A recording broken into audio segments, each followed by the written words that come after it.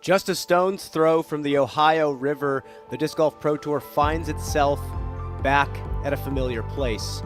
A cornerstone of the Disc Golf Pro Tour since the very beginning. We are here at Idlewild for week 5 of 6 of the regular season of the DGPT Match Play Series. We're going to bring it into the DGN booth. Brian Earhart, Nate Perkins, calling the Match Play event. Happy to have you here, my friend. How you feeling? I'm feeling great. I got the magic pen. We're going to be running the telestrator all day. This is a dream come true to be here at your house in Charlotte calling one of my favorite tournaments. It used to be one of my favorite tournaments to compete in. Now it's one of my favorite tournaments to call, Brian. It's a dream come true. Well, the LWS Open at Idlewild is starting tomorrow with round number 1, but today we have to finish up this match play regular season and actually some very important matches with the FPO division. We got 3 matches happening today. And again, if you're new to the format of match play, this is kind of a side series on the Disc Golf Pro Tour. You're not playing total stroke play. This is how many holes you can beat the other player on. And again, these 18-hole matches might not last 18 holes. You might have enough points to finish the game early. So we've seen that quite a bit this season. And just some basic terms, all square, matches tied. To have the hole essentially is you split, you tie. Nothing carries over. This is not skins. It is simply holes 1 versus holes 1. Dormy, when a player has as many holes left as they have to go. So again, like 3 down with 3 to play. That's a Dormy scenario. And let's take a look at these matchups. Katrina Allen owns Scoggins, both with 3 points from a victory. This could seal the deal for either one of them. They could take the win here and move on to the finals at Hornets Nest Park in that seeded bracket. But when it comes to the other players, Cat Merch, Eliezer Midling, they're fighting to stay alive. This is their chance to get those 3 points and be tied with whoever loses the other match. And remember, the whole differential matters. So at the moment, Cat Merch lost by 1. So to get up to tied, she's going to have to beat Own or Cat with a larger differential.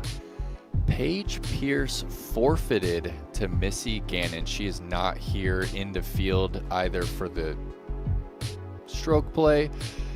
We're going to be tuning in with Rebecca Cox and Madison Walker. Same situation there. They are playing to stay alive in this Group C. Well, we are going to head it down to the ground and talk to our 3rd member of the broadcast. Happy to have him here, Grant Zellner. How you doing, buddy? It's great down here, guys. I feel like I'm just interrupting a conversation that's been going on for the last 10 minutes. How to tie bandanas and hold the hair back and everything. That's the vibe down here right now. And this is an interesting situation, right? Because by lunch today, you all will know, if you've won something, even if it's something as short and simple as a match play match. How does that change your approach today? I might be a little bit more aggressive on some holes, not really stick to the game plan, maybe have a little bit of fun here and there. But yeah, Comes to something like an event like this, you're leading into the so-called bigger event over the weekend, but what can you take away from this in terms of building momentum or in terms of just getting that victory, that little thing on your resume?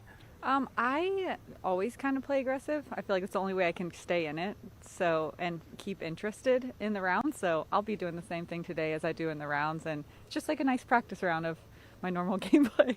You guys were talking strategy before the cameras came on, and we mentioned the idea of going just from tee to tee and just conceding each hole back and forth and making a short day, but that's not really going to happen, right? No, it's not going to happen. I intend to beat Madison the good old-fashioned way. Oh, a little trash talk here and there out there on the course. Good vibes? Yeah, we were just pretending before this and warming up because both of us are really supreme trash talkers. Okay, so it's going to get vicious out here before too long, and you're going to be here for all of it, guys. I'll make sure to let you know if I see anything untoward, but for now, back to you. Well, we know Nathan Queen has the I Love Cox shirt on, supporting Rebecca Cox as she goes up against Madison Walker. Nate, Idlewild, supreme course on the Disc Golf Pro Tour. And again, a cornerstone that's relatively unchanged since its inception. Yeah, put in the ground in the year 2000, right? We're talking about a 25-year history here. You mentioned it, the first full season of the DGPT 2017. This was one of the stops. We haven't missed a year since. Course has remained relatively unchanged over the years. We're going to drop right down into hole 1.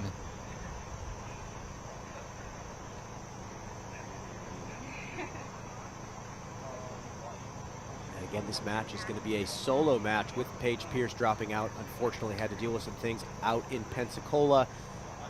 So all the spotlight on these two ladies right here.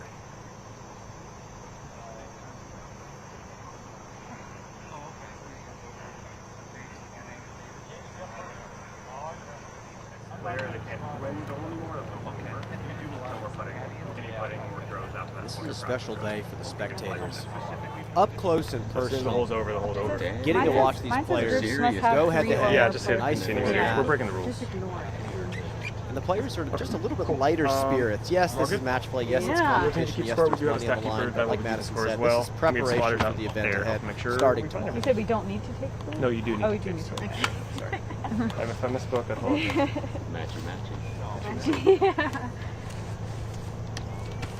All right. What is it? Headwindy?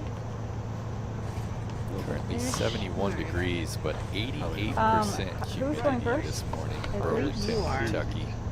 I'm a high seed right now. Players Well, were your reflecting name back is on the first weather on at the thing. Ledgestone. Heat index over I lost my 100 match, so- degrees. That doesn't play. So did I. Are we good?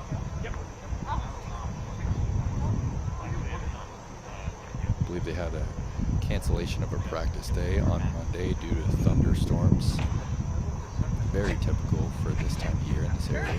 And here we go. Madison Walker going to take the tee of 1. 638-foot par 4. OB on both sides. Got to strike this one down the middle. Yeah, a little bit of headwind right to left, and she's not going to turn it. Higher. That needs to sit quick. And still not going to find the out of bounds. It's pretty generous on this hole, Hey, I think. what? No way. Yeah, I think she's a little surprised it was in bounds. It punishes the players with big power trying to get extra distance that don't quite get that flip. There it is. Well, she's played this course a time or two. That's right down the middle of the fairway. Beautiful shot to start the day. Yeah. I agree. You better. Might as well be an OB right there then after that drive.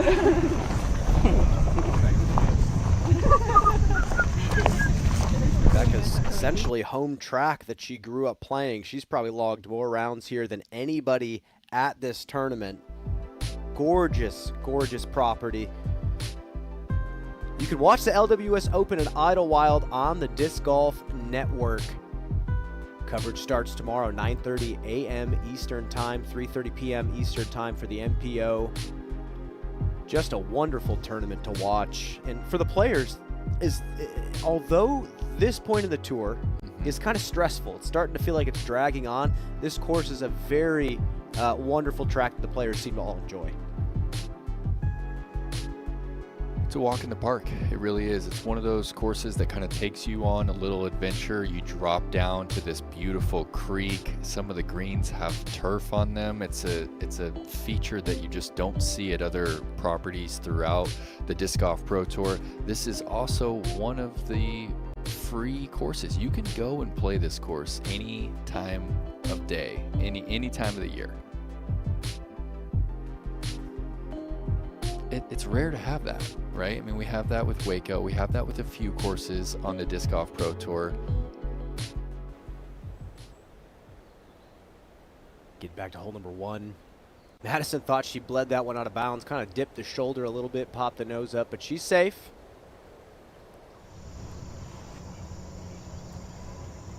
This is in range right here. 340 out. He's going to play the wide hyzer. Needs to get under this branch right here. And this is a tough spot to land, right? You're in no man's land right there because the green kind of runs away from you. So Madison's going to potentially have to run that if Rebecca can put it close.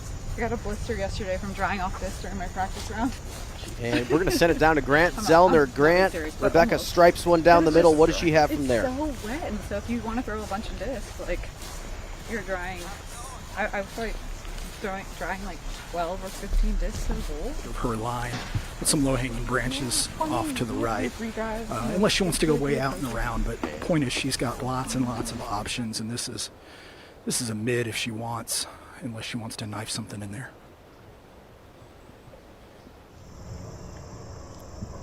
Drop off behind the pin.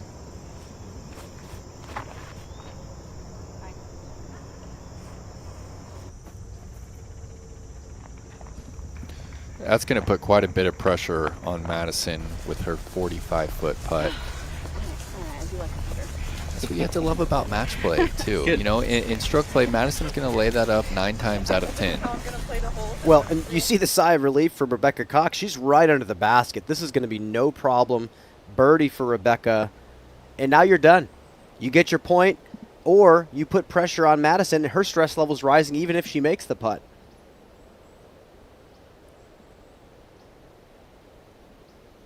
Exact same hole for the MPO as the FPO. It's one of those holes that actually works perfectly as a par 4 for the FPO, and that really challenging. They've called it a 4, they've called it a 3 for the MPO, but it is reachable.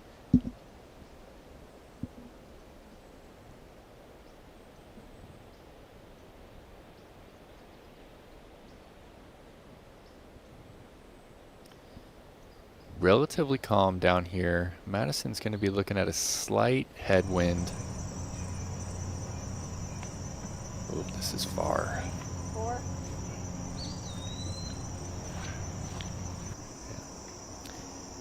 And this is one of those situations where you could pick your disc up. Madison could walk up there and make Rebecca pick up just so she doesn't have to putt that nervy putt up there, but I still think you want to get the putter warm.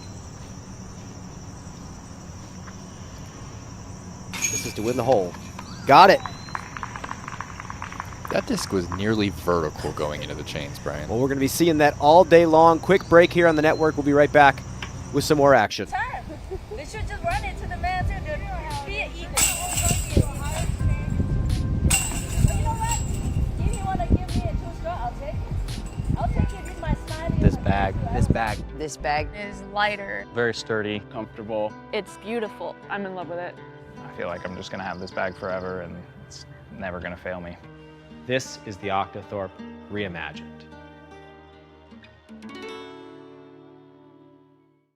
When you think of Cincinnati, you might think of the breweries. Or the skyline. Yeah, that one too. But what about disc golf? Did you know Cincinnati was ranked number 8 in the nation? And since that list came out, we've had 3 new top-rated courses. In fact, we have 15 top-rated courses, and all of them are free to play. So save your money for the Pro Shop and plan your next disc golf getaway to Greater Cincinnati.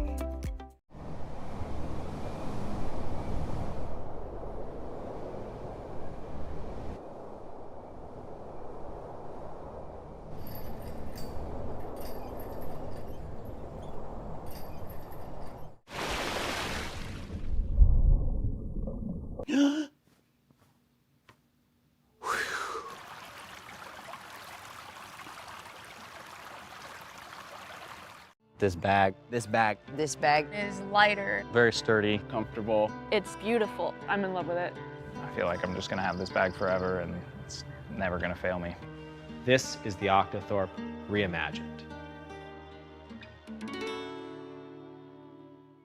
Silva Saarinen. Look at the display of touch from Silva Saarinen. The putter dead straight. Heyo. Right on the money. Gets a chance to connect and she finds it. This looks very good. That's the line right there. Oh, For come Silva on. Saarinen. Yeah, when she's dialed, she's the best. Wow. FPO champion Silva Saarinen.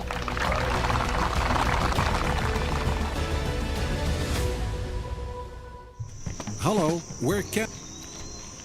Welcome back to the Disc Golf Network's coverage of Week 5 of 6 of the regular season here at the Disc Golf Pro Tour Match Play Series. Rebecca Cox, after the win on 1, her tee shot on the 2nd. Really held on to that one, and it finds a way through. I can't recall seeing someone that far right. Uh-oh. There we go. Green flag. Spotters just getting warmed up this weekend, too.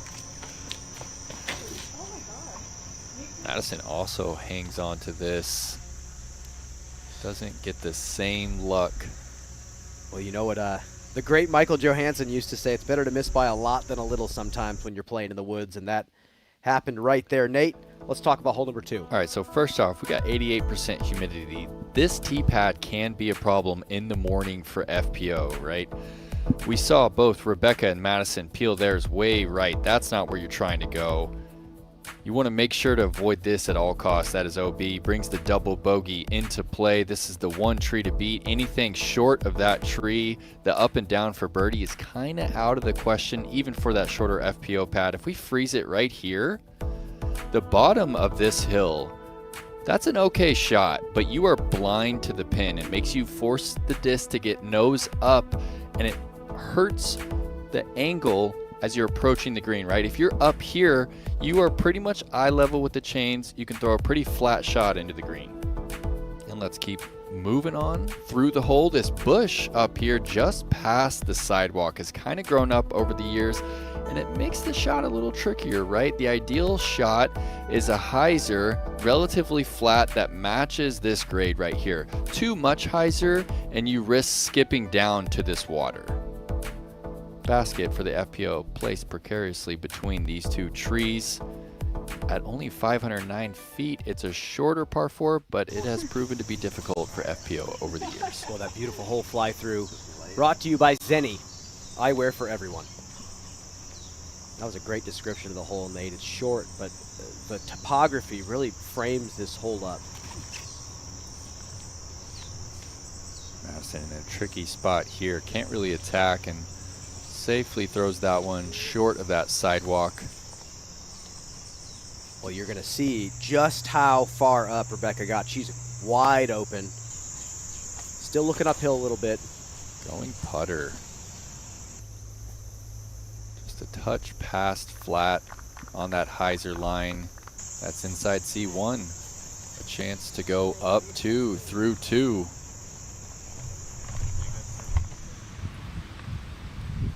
There is a young star in the Disc Golf Pro Tour, Eliezer Midling. He's getting ready to go off against Kat Murch to get on the board and hopefully stay alive and fight for her spot at the championship at Hornets Nest at the end of the year. Madison Walker second, third. Well played by Matt for the par. Opportunity still remains for Rebecca to go up 2. Is that really where the finals is, Hornets Nest? It's not at Nevin. They're it's bringing at it back. Hornets Nest. Come on.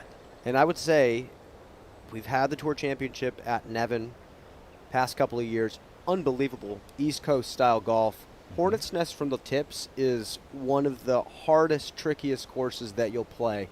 Cannot wait to see the players back there. We've played numerous Tour Championships. Some of the most iconic Tour Championships that we've ever seen have been played at that course. But first, Rebecca Cox trying to punch her ticket.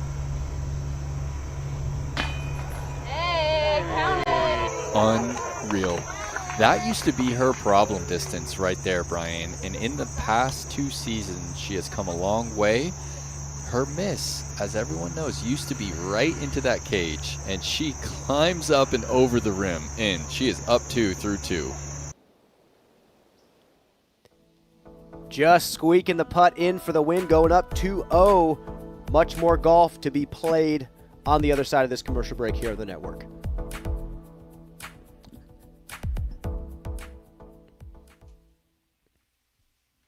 Hello, we're Kenna. We're a Dutch growing company. We love plants and we want to tell you some cool things about them.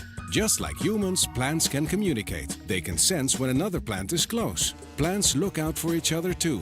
They warn neighbors about nearby threats by secreting substances. And studies have shown that plants love a good tune. We love and understand plants. Let our passion excite you too. I'm Logan Harpool with Team Dynamic Discs, and we are out here throwing the new Lucid Orbit Heist. So that, as you can see, has a ton of glide. It got a long turn, but the surprising thing is at the end of the flight, it does have a hyzer finish, so that stability at the end of the flight is great. I know I'm in a wide open field, but I would use this for long turnover shots that don't need to cut roll or land on an edge that I want to land flat. If you're looking for a disc that gives you the full flight in the shape of an S-curve, check these out today. Get yours today at dynamicdisc.com.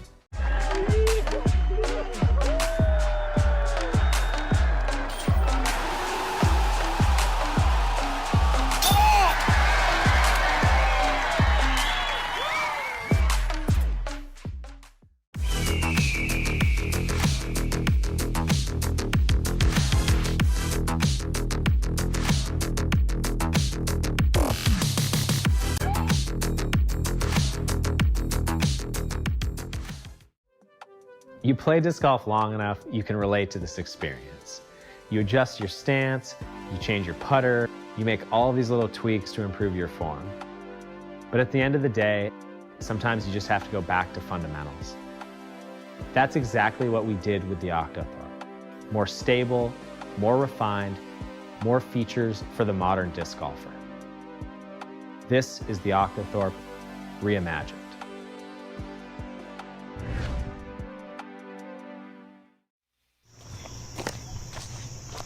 Welcome back. Hole number 3. Rebecca Cox continuing. Well, you gotta take credit for how this goes. 2-0 over Madison Walker. Okay. Both of these players looking to get on the board. And long, yeah. A win on the day gets you 3 points, tie 1, a loss 0. Tee shot on 3. Oh, Lord. Oh, that was almost really good. Well, it's your fault. This is one of the I blame you. updates to the FPO layout. You can blame me too. And a couple of really solid updates have been made, and the players are very excited about it. This is a course that used to score very poorly for the FPO division.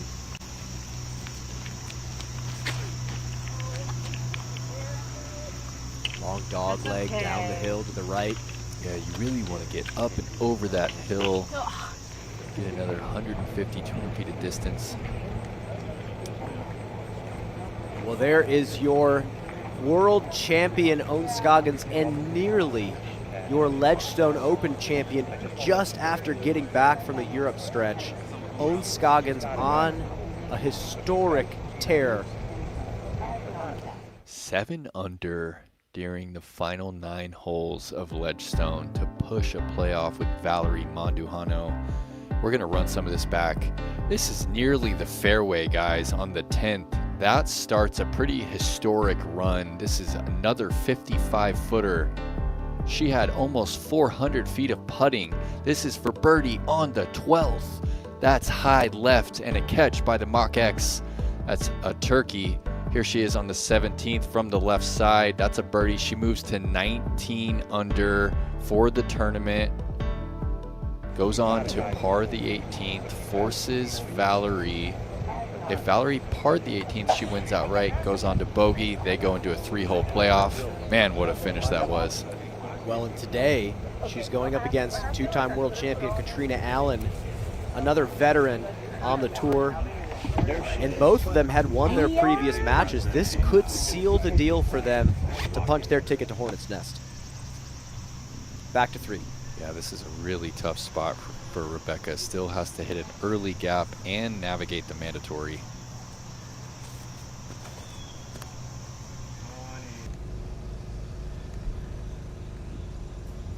Crest the hill.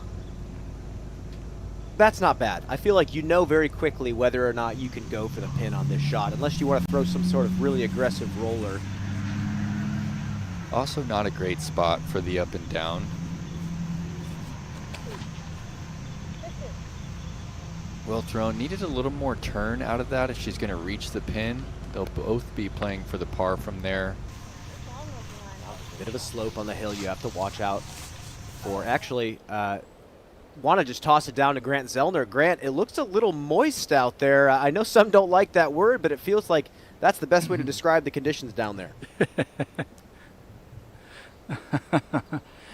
Yeah, that's on the list of not favored words in my house. But yeah, overnight rain definitely soaked the ground. It's not squishy, but the grass here is a lot longer than you might expect and will only get longer throughout the weekend. So definitely a very wet morning. It's going to impact the way the disc responds as it comes to ground. It's going to impact some stances, especially here early on. And with the humidity that you've mentioned, Nate, it's not likely to go away very quickly. So I think the players during these morning rounds are going to be dealing with it pretty much throughout.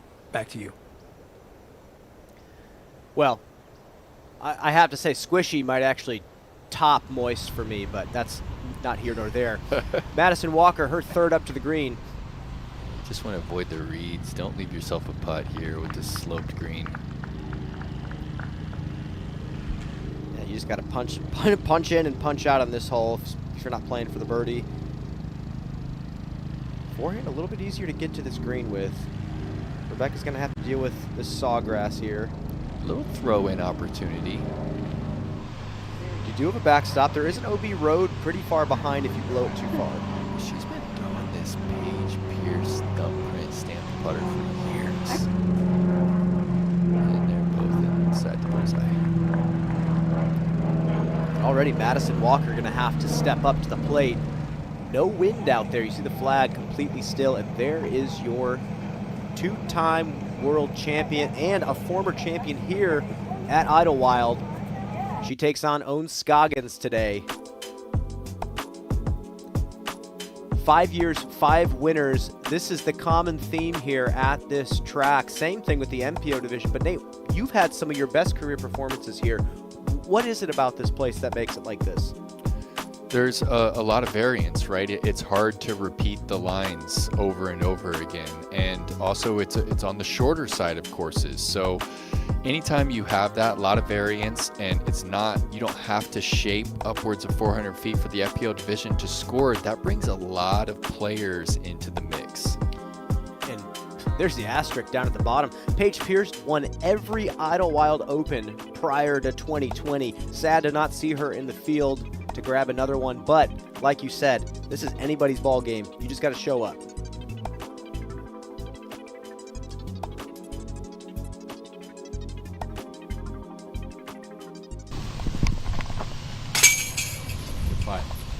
Tap-ins here at the green of 3.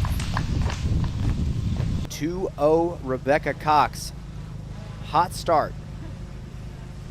But Nate, you're going up against someone playing their home course in a less competitive format than the tournament they're playing tomorrow. That's dangerous. Sometimes you kind of get that over expectation, so to speak, when you're competing on your home course. But today, I don't think Rebecca's feeling that. Yeah, you almost have to fabricate the tension for these match play tournaments, because it can feel just a little relaxed out there, and sometimes for these competitors it's hard to get the best version of their golf. Teeing off with Group B in about a minute. Kat Murch, Eliezer Midling, both fighting to get on the board and hopefully punch their ticket with some extra work to get to Hornets Nest. Katrina and Owen are fighting for that top spot, both with 3 points, looking for that 6th. Kitty? Thank you. Hey, who want to keep the score then? Anybody want to keep score? Maybe can we just 1 or 2, whatever? Maybe both. Both can you get the score? Grab your phone. Man, Nate, I remember back on the Disc Golf Pro Tour, yeah, the early years, I don't know how to use we were it. told if we didn't keep score and stats for ourselves, we were not getting tour points. Would you guys be ready to tee off? It's come a long way. Wonderful volunteers here Okay, they're ready. in this area. But it's a That sport. was just Steve Dodge, like trying to make it happen, right? And you know what? He did. He did. Back to hole 1. Nate, par 4 for the FPO. We saw a really nice birdie from Rebecca. What do these players need to do here? Well, you just need to get 325 off the tee, and you're essentially going to cut the hole in half.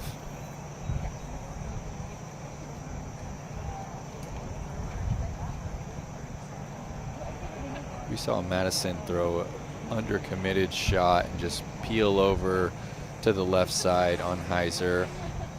The real miss is to overcommit and to get the distance and just to bleed off to the right. There is an OB line over there on that right side. Christine Jennings of the Disc Golf Pro Tour. She's also local to the area, is that correct? She is, and used to be a long-time touring player in her own right now, does a lot of administrative work for the Disc Golf Pro Tour. Apparently she dabbles in real estate, kind of a jack of all trades, but has done so much for the Disc Golf Pro Tour behind the scenes. And then there's two stat keepers walking with you guys. One is for each card. Okay, thank you. You ladies are good to start whenever you're ready. All right. Got it, baby? Nate, we got 2 younger players in Kat Murch and Midling. But Scoggins and Katrina Allen, we're on the lead card in the final 9 of the 2014 World Championships. I think a lot of people forget that Scoggins was on that card as well. And that was Katrina Allen's first world title. She went on to win that one. Portland. Kat Murch on 1. That's a committed shot right there. Look at this, Brian. That's going to be a full flight. That's going to cruise past 400 feet. Straight out of You're not going to see too many shots better than that one right there. Even Cat Merch was impressed. Those types of full flights that keep us coming back. And speaking of which, this is one of the biggest arms on the tour.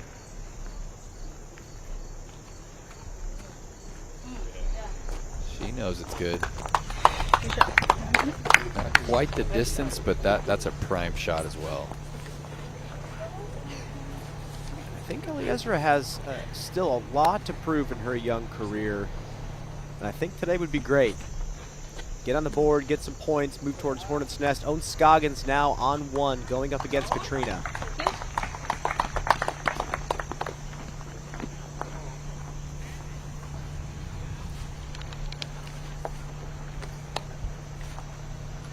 Own had mentioned 330 was about her backhand max.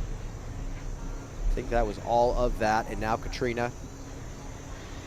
Slightest bit of headwind right to left here. Yeah, that's 4 great drives here on hole number 1. Beautiful. Up ahead to hole number 4, Cox-Walker battle. Talk about this shot here on hole 4, Nate. Yeah, it's only 260 to clear the pond. You want to push it as close to that late tree line as possible. This is going to fade out just a little early, but that'll be okay. It's a par 5 for the FPO, so she can pitch up to the mouth of the next gap she'll be looking at. 722 feet. Got to push this straighter than you want to. Yeah, that's actually going to fade and be really nice. You kind of play chicken with that tree line on the right side. You can't fade too far left. Your angle gets severely cut off. Madison might have a shot to get up and down and take that Eagle 3. The Eagle is certainly possible for FPO. 38 and 31 in head-to-head matchups. Katrina just been a force in the FPO division for over a decade. And Own having her heyday back then, again, on that lead card in 2014. Didn't start to see her on the tour full-time until after that COVID boom. Yeah. I'm actually a little surprised to see the 38 to 31 all-time there. But Own, I mean, this is a global star right here. I mean, she did something that no disc golfer has ever done before, but not too many other athletes have done in any other sport. She won the Masters World title the same year that she won the professional world title. It is unheard of across sports. Second shot here on 1. We're going destroyer. You know it. Picking up the same disc. Look at the speed control here. That needs to hit just in front. And that's the beauty. She's not worried about where it's landing. 28 feet, death putt, that's perfect. Well, that's the interesting thing about Own. I wouldn't call her the most technical thrower out there, but she removes chooser's paradox from the equation. She knows what she likes. She knows how to get from point A to point B. But when it comes to Katrina, what I've loved about her as a player is she's almost the opposite. She can do anything with the backhand. She's one of the most technical players we've ever seen and throws some of the coolest hyzer flip lines. So for her, it's how can I simplify this really diverse skill set I have with the backhand?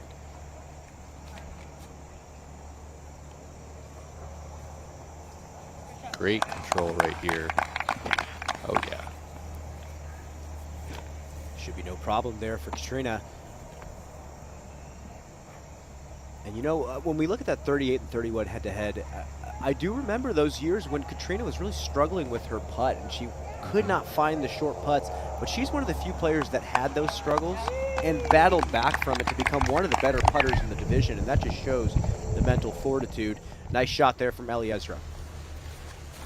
Can't overlook Katrina Allen won 2014 Worlds and then 7 years later wins another world title. The longevity there that she's displaying, 40 years old in 2025. Cat Merch, little sidearm. one of the better players at those short distance sidearms. I see her pull it out quite often. It's actually hard to keep the finesse throwing from that shorter range. And you don't think of Kat as one of the better sidearm players in the division, but it's really come a long way. Up ahead, Madison Walker back in the fairway.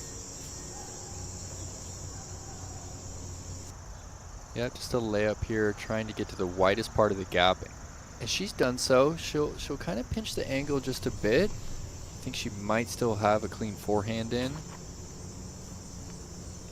This looks hot. And it is going to run away just a bit.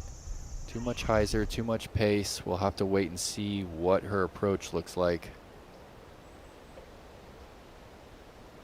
And right off the bat, we got some testers. So we're looking at actually right outside the circle. Oh, and that's going to crawl out for Scoggins. Well, I already have a feeling that this is going to be a fantastic match. Oh, and Katrina a little shorter than we initially thought. Wind down here. This is a gut check.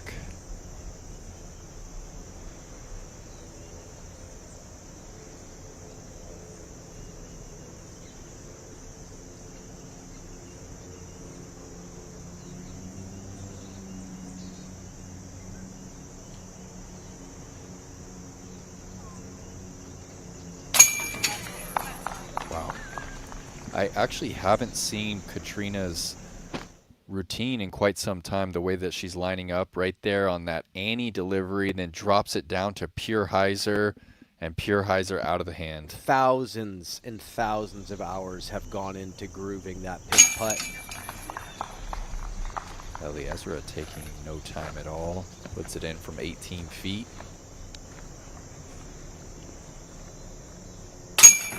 Cat Merch for birdie to push right up and over the rim. Well, a split there for the young guns, but Katrina Allen strikes early on hole number 1, up to 4. Madison's third. Looks like just out of range for her forehand. Getting back on hyzer just in time. Really nice control there from Madison. Having one of her better seasons in the past 4, at least. And this is what Rebecca has left herself after skipping off left. A couple of small gaps. Okay, chance for Walker to strike back. Flying over the tee of hole 2. And Merch has already proven herself to the tour. That win at Jonesboro was just such an emotional win. And it proved to a lot of people that she wasn't just a talented thrower. She put the whole package together, and just it seems like year after year after year, she's making herself more and more of a star at that elite level. Yep. Well, for me, it was the run at the Worlds last year in Virginia that just cemented her as a threat. Katrina. Oh my gosh. That classic pump. And that is in danger. That's a great kick off that tree. You see that kick left, that's almost instant double bogey.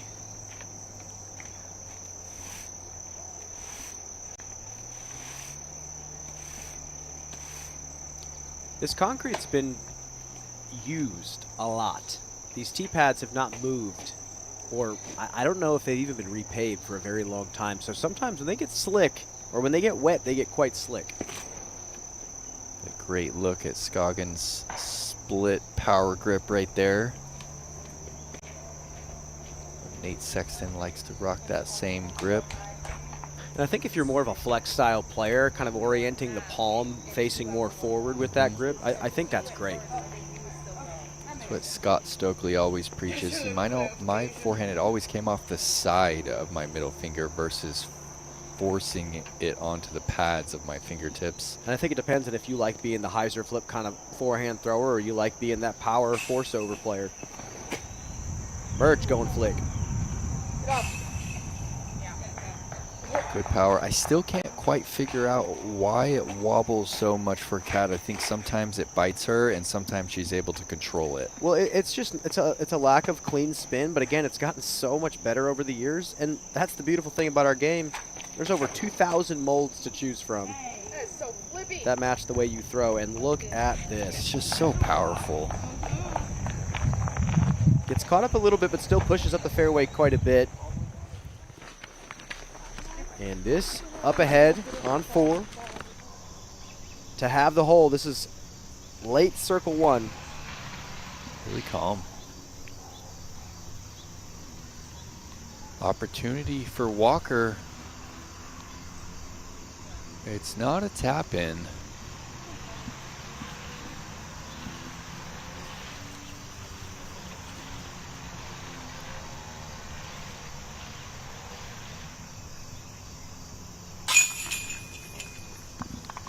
That's going to do it. Madison Walker takes one back. It's 2-1.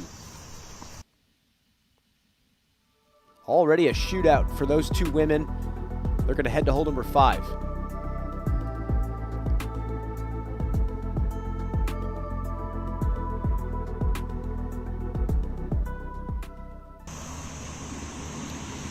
Up to the 5th, Walker.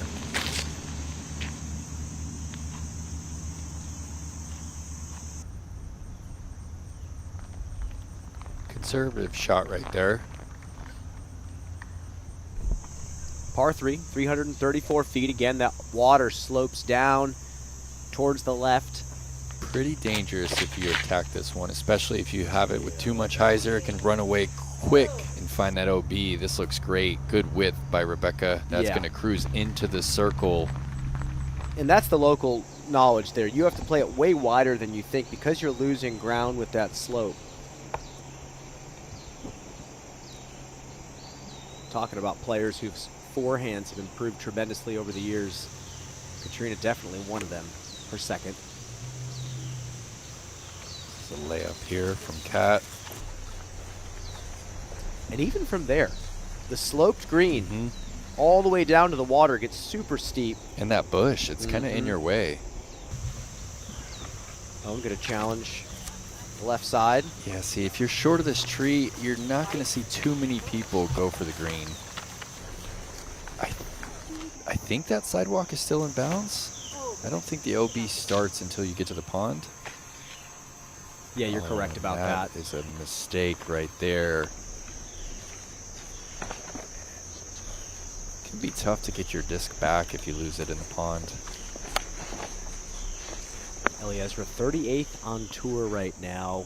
It's been kind of up and down. She's had some really solid performances, moments of brilliance, and then also some really big falls down the leaderboard.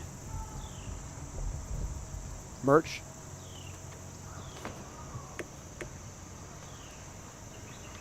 Hung on to it a little long, but going to get back on hyzer, and 30 feet left for the birdie opportunity to take a stroke. It's always funky when you have the uphill run up, but it slopes a little bit too. Yeah. You saw her back foot just locked into the ground. Walker, this is going to be a layup. And now for the win here, Rebecca, to get 3. Oh, it looked good. Just dropped out. We thought it was in as well.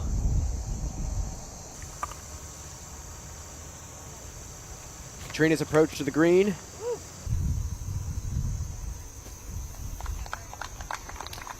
Little bit of Annie. Perfect touch. I love when a shot hits in the bullseye and then stays in the bullseye. Just shows that perfect speed. Let's take a look at that Zuka replay. A lot of experience in this swing right here. And that started on hyzer too. That's a flippy putter that she's throwing.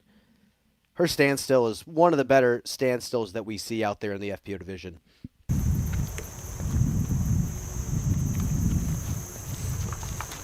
Committing to the width.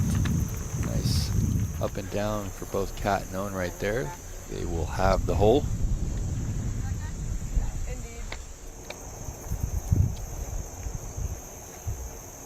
This is going to be tough. It feels like Eliezer just has to try to throw this in. Cat's sitting there right at the edge of the circle. Nothing to lose.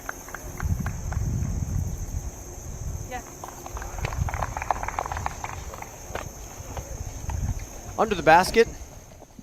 I think some of the players sometimes forget to shift into match play mode and realize I can do the taboo thing now. I can try running it with reckless abandon.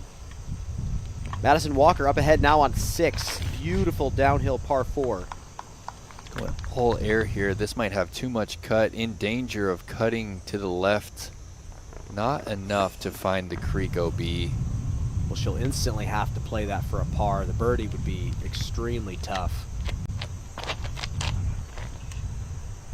You want this to unravel a little bit. Get back to flat. This might be coming out too quick. And it's an ideal spot. You want to push a little further up the fairway. You're going to have a lot of trees to navigate if you're that far back. You really want to get that nose down and kind of drive up past that big walnut. And Kat just laying up, could grab that 4. To get it close. I think keeping the stress levels low is a big deal here in match play, and doing stuff like that feels just really nice. It's going to be an easy point. It's going to be a tie for Allen and Scoggins. Basketball. These ladies are competing for a lot of money. Getting that opportunity at Hornets Nest is an opportunity for a huge paycheck to end your season.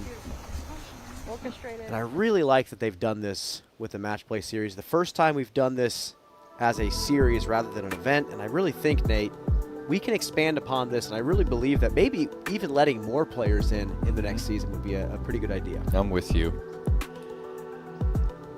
It's a great format. I think it also they treat it as a competitive round, but it's also, you know, it's synonymous with practice, right? You're getting a competitive rep at the course that you're playing that weekend. Makes a lot of sense. Madison well back in the fairway here. You want to get this close to the creek so your jump putt across is that much easier. That might be in toss territory right there. It is, but this is one of those greens that has turf on it, and it's not even really turf. It is almost carpet, and it skips like crazy, so you really got to watch yourself. It's also layup territory for Rebecca. That is perfect. It's inside the circle, short of the creek, 32 feet coming up to win yet another hole. And now back to 3. Nate, let's fly this really interesting hole that has changed quite a bit over the years. Yeah, they're getting a short pad this year. They're actually going to play right of these first 2 trees here. The roller is in play if you do throw where the drone was going on this left side. You want to kind of cut it to the right and throw up and over the hill. Obviously, this road over on the left is out of bounds. We saw Rebecca and Madison way back over here on the right side. You can't see the basket from over there. You have to throw this big left to right shaping turnover to get up and over that sawgrass. It's only 581 feet. So if you get up and over the hill, throw 350, you're looking at a relatively easy up and down here. This basket is up on a little bit of a slope. The rollaway potential is relevant here on the 3rd.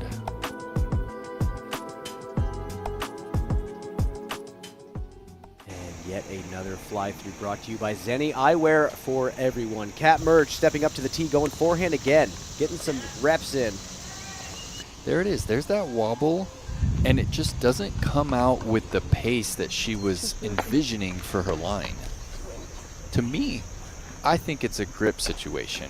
I think that she needs to grip into the disc a little bit more aggressive. Now, is that from talking with her about grip? Have you seen the way she grips the disc? This is just pure speculation for me and watching the way that she grips the disc. And this is an option. This has got to sit down.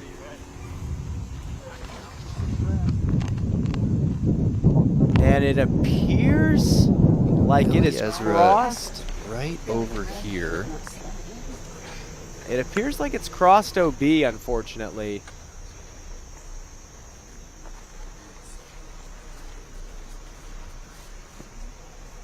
See, that road is not the marker.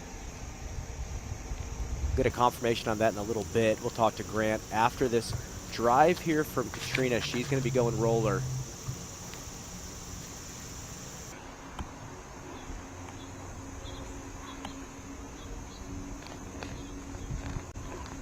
And that should be okay. I want to throw it down real quick to Grant Zellner. Grant, you're standing down the fairway. Was that drive from middling out of bounds?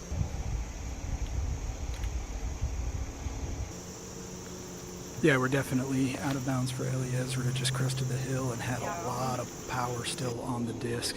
Drifted almost to the road, out of bounds. We'll have to bring it back some feet and then see if she can't find a way to have this hole.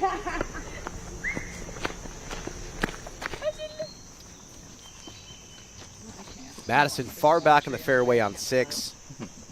Yeah, this is a tricky spot here. Too far to jump putt.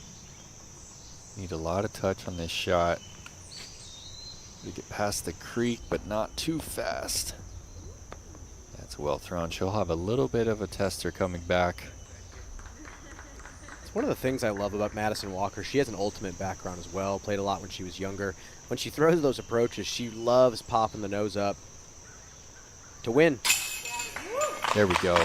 Got it up. That was driven on the pole. 3 wins in the first 6 holes. She'll be up 2. Let's take another look. Yeah, she gets that hyzer putt nose down. And I feel like sometimes when the angle's not right, it comes out more nose down than she's looking for. Almost vertical sometimes.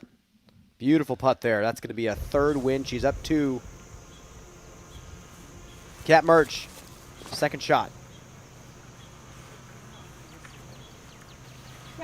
See if you can key in on that. See if you notice anything with the grip. I feel like the lag in the wrist is all there. It's just a little loose when it comes to the actual contact point with the rim. She's so fun. And you know what? She's I don't know what there is to key in on. Sometimes there's certain parts of the game that are just not as natural, and I got to give her credit how good it actually has become. Well, and she's not afraid to throw it. Exactly. That's the thing. She's not afraid to make the mistakes in a big tournament, and that's what allows her to get so much better, so much quicker. Do you remember the lefty backhand she was trying to throw at Jonesboro a couple years ago? Yeah. Not afraid. Katrina, her 2nd.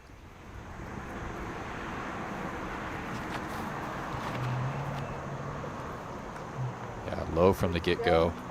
Tough footing. Again, the uphill slope down to the left. Your weight is just being dragged in a different direction. I would have almost loved to see her pick up the same disc and roll it into the green there. It would have been tricky, but it would have been fun. Yeah, she's one of the better roller throwers that we have in FPO. Yeah, We've seen her do it for a long time. Iconic hole number 7, Rebecca's tee shot. One of the more tense drives here at Idlewild. And that's why it's these roots that are exposed from the erosion. You want to land higher than that. Otherwise, you could kick way down the hill. Well, if you miss this gap as well, you're OB and headed straight to a drop zone, which is nearly impossible to get up and down from. Great forehand from Madison. Might have pushed a little too far right there. The angle might be tough. After going out of bounds, Eliezer middling. Okay, so the OB is well inside of the spectator rope. That's got to get a flare. And that's going to be pretty far away, pretty obstructed putt.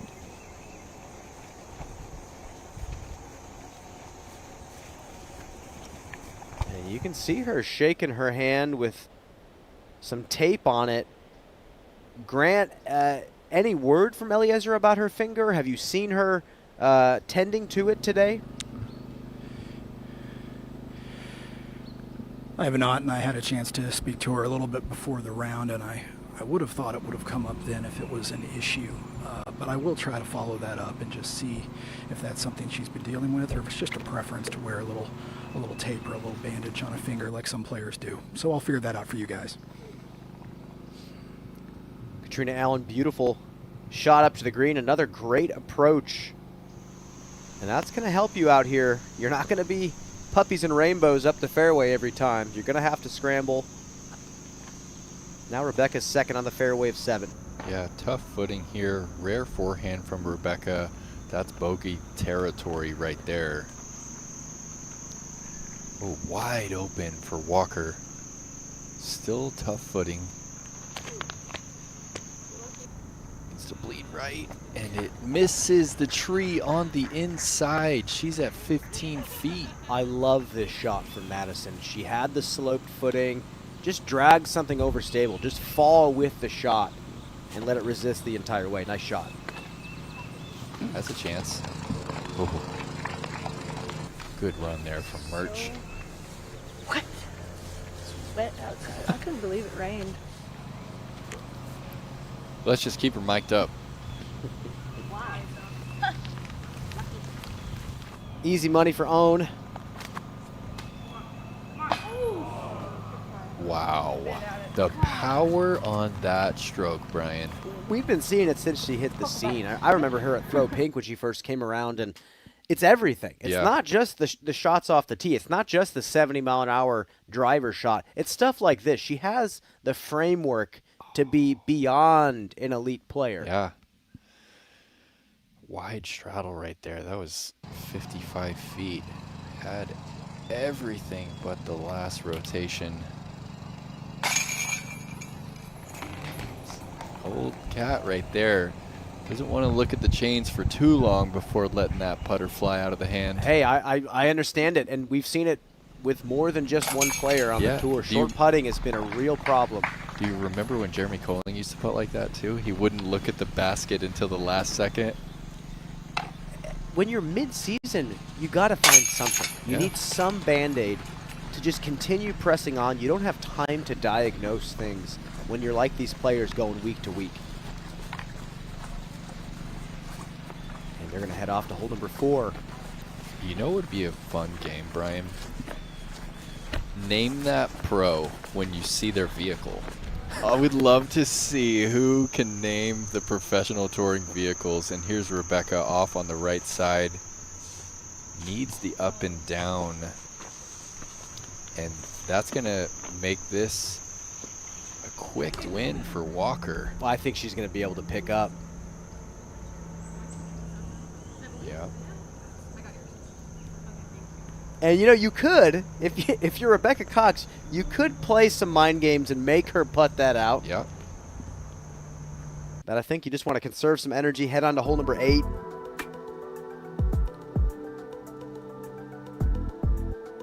Rebecca Cox up 1 on Madison Walker through 7, cruising through the course as a twosome.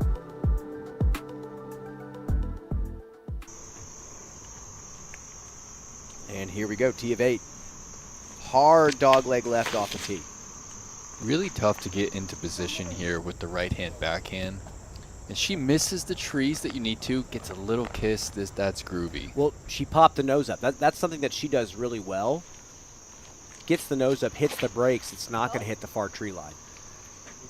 Yeah, if you throw with too much width here, you have to get lucky. Rebecca does not. Kisses off to the right side. Advantage Walker. And flying over the tee of 4. Nate, what do we have here? Well, you see it's just 220 to cross this right here.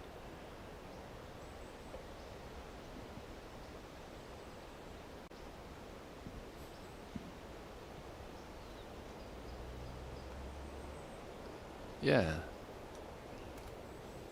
Par 5 here for the FPO. We saw Rebecca and Madison throw pretty conservative off the tee.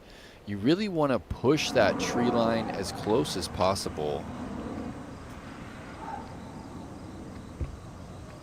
Can tell what speed Katrina is rocking right here. That pump is just classic. And just over the hill, that's also relatively conservative. She'll have a layup to the gap from there. Oh, and Scoggins gonna go flex. Oh, she's actually gonna go hyzer flip here. So I have. She's gonna match. Those are both about 315 off the tee. Now Merch and Eliezra both have the distance to play for the eagle here. It's bleeding off a little bit too far to the left. We'll see what kind of angle she has. If you have distance and you bleed left, frustrating. You're throwing a 50-foot, 60-foot chip up to get a better angle. Eliezra's going to hit this pretty hard. Nothing to lose here. Are you gonna go to eagle, girl? I'm gonna try. A little low out of the hand. It needed to fade another 30 feet to the left to give herself the green light to attack. That'll be a layup as well. And part of me wonders, they call this a par 5, but the second shot on this par 5 is just a chip up to the mouth. Yeah. You wonder if there can be in the future a short pad that still gives the players a water carry, gives them that interesting shot, but then allows them to attack the pin from up there.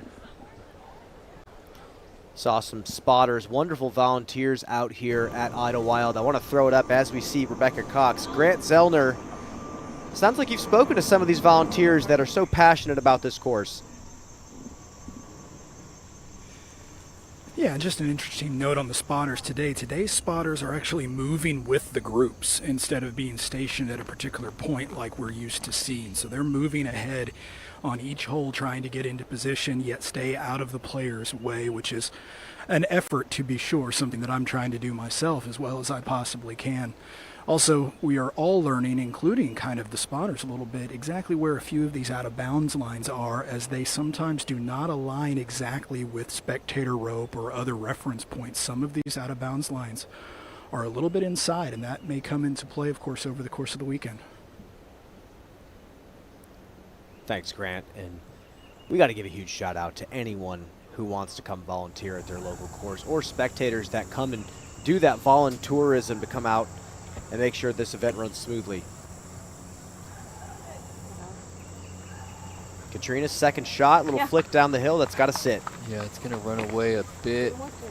Oh, it really took off down the hill. I think it might have curled safe. Could be trouble. Well, there is out of bounds down there in that creek. Yeah, Owen going fast here. Also going to run away to the right. Gets the green flag. Too much size.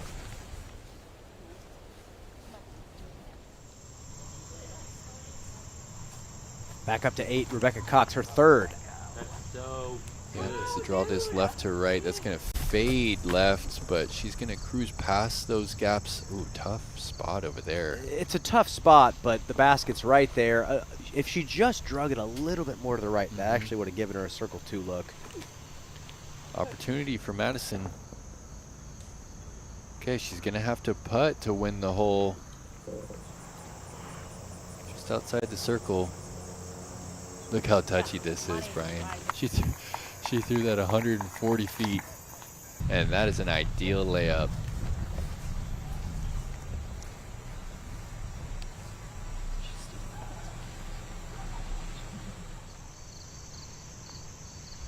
Rebecca Cox, pin high, late circle 2 for the birdie.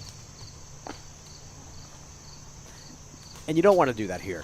You see how hard packed the ground is. You see how much it's eroded away. You hit, wrong angle, see you later. Madison closer to 50 here for the win. Wow, what a bid. And that's going to run down the hill. And that's the double-edged sword of playing aggressive in match play. No kidding.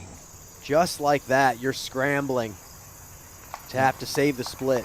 I mean, half a rotation away from winning the hole. Here's Cat Merch. Fading out a little early. 28 feet left for her birdie. Oh, thank you.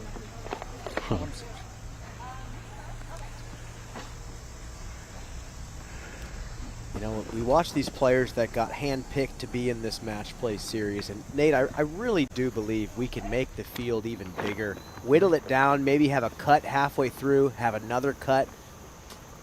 Love this format. Love getting players an opportunity to be competitive in a different way.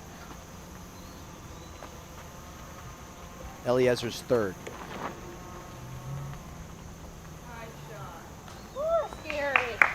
Got there quick, just outside the bullseye. Not too much to worry about except the OB long right there. We see the throwing chops from mid-lane. Get back to that in a second. Now the par look for Madison.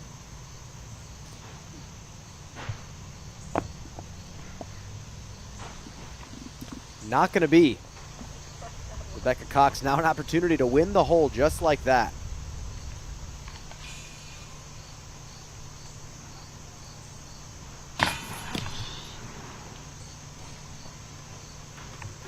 Just super quick at the top. Yeah, that was her problem distance for years and still remains to be. We saw it at the Cascade Challenge. She was leading. She hadn't bogeyed, and there on the 5th hole, the final round, she caught the yips from right there, 12 to 15 feet. Scoggins punches through the trees, gets over the out-of-bounds pond.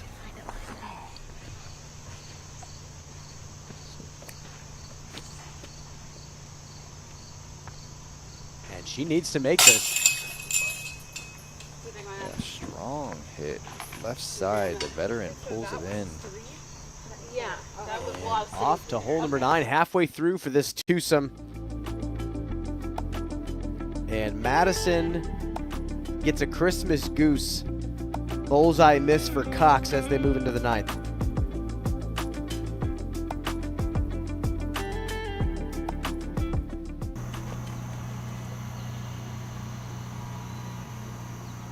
Katrina's third. She is safe.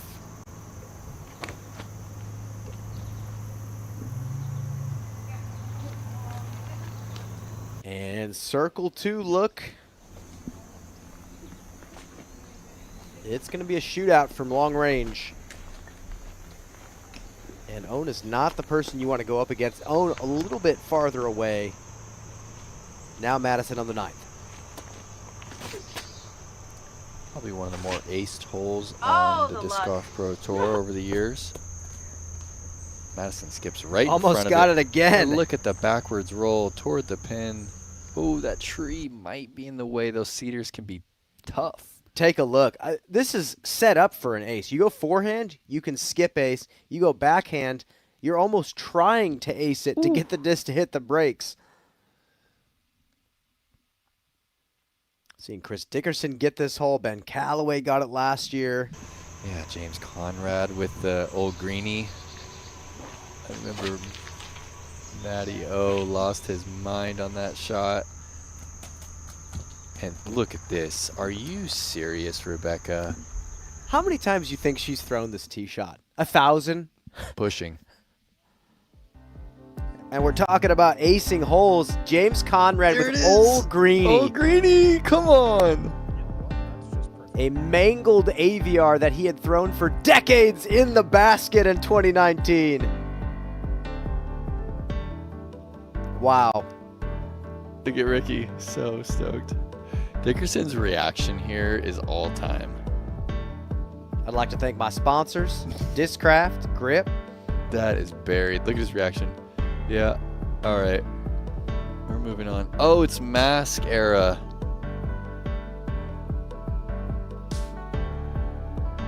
Oh, this is pretty. Benjamin. A little bit of hyzer as well out the gate. Oh, this disc is flippy. And this is what I'm talking about. Backhand turnover, you're just trying to get the basket to stay in the way. Look, Evelina Sullivan's is the best veteran catch all time. That's second. I mean, that bounced off the pole and the chains pulled it back in. Here we go. Katrina Allen from circle 2. 42 feet.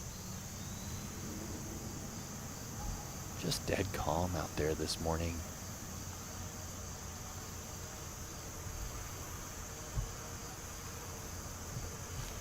I'll get up. And not to be that range where you're kind of thinking maybe I should jump it, maybe I should step it. Not for this woman. The range seems limitless for the way she's been putting to win the hole.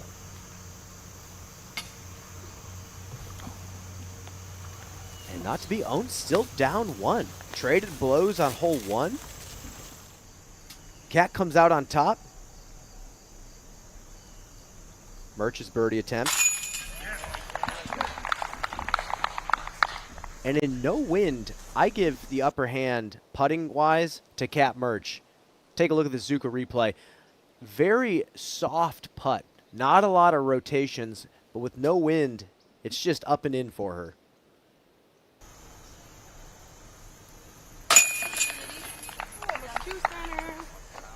Ezra also going to match the birdie there by Murch. They will have the hole. I'll pick you up. Don't worry. I don't think they want us to, right? No. She said like we can pick up this one. No problem. Jenny said. Oh, yeah. Huh? Yeah. Oh. Let's pick it up, Owen. We don't mind it. Well, hey. We don't mind it. Pick it up. Unnecessary controversy last week when it came to picking this up. But I'm pretty sure in match play, that's the whole point.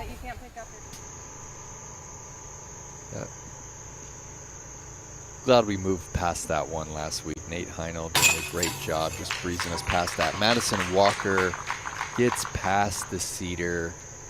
She's in for birdie. And now, no way does she let her pick that up. Now, I just heard Tom Brady talking about this, about the lack of competitive fire in today's sports, right? Everyone's friends. Like, she just missed a bullseye putt. Make her putt that. Well, I'm pretty sure when Madison Walker said she's a good trash talker, I think there was a little bit of sarcasm there. That's just not smart by Walker right there. She just missed the bullseye putt. And here we go. We're getting a look at their short pad, Brian. And this is a much-needed change on a hole that was really, really hard to birdie. Beautiful shot from Madison Walker. MPO players have a tough time birdieing from that back pin, and for years they played the same. It's a subtle hyzer, 222 feet uphill. And let's just take a look here at hole number 10. Nate, walk us through. Well, so they moved us way up into the right over here. And yeah, one of the shortest holes on the entire course now. Sequence of early gaps. They're all about 12 feet across here. You want to push it up and to the right.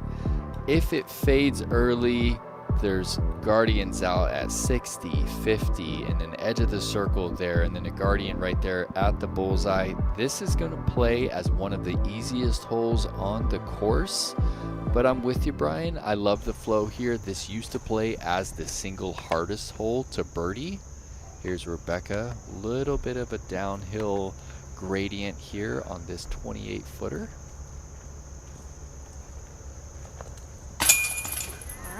There it is. Beautiful putt. Way to come back. She's had some shaky misses. Well, frankly, she had a shaky make on hole number 2. Luckily squeaked it in because of the nose down. Yeah.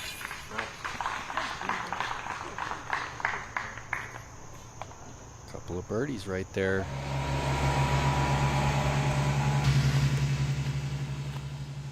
Cat Murch on 5. Yeah, great width. Oh, look at the air bounce, though. It needs to sit. What a shot from Murch. Yeah, you saw that almost wasn't wide enough. Yeah, that little air bounce kept it in the air longer. Heather Ezra flattening that one out just a little too much. That's the proper miss, though. You'd rather see that than too much hyzer. Yeah, Midling's still trying to harness that power, turn it into control. 34th on tour in fairway hits, 26th park jobs, 24th C1 in regulation. I think those numbers are going to change with time. Katrina needs this to sit down. Find the red flag. That'll be outside circle 1. Now Owen's going to play flex forehand here.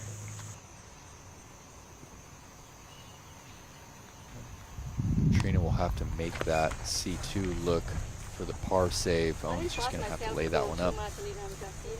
Man, OB strokes out here in match play, just kiss of death. Makes it so much easier for your opponent. Short number 11 here.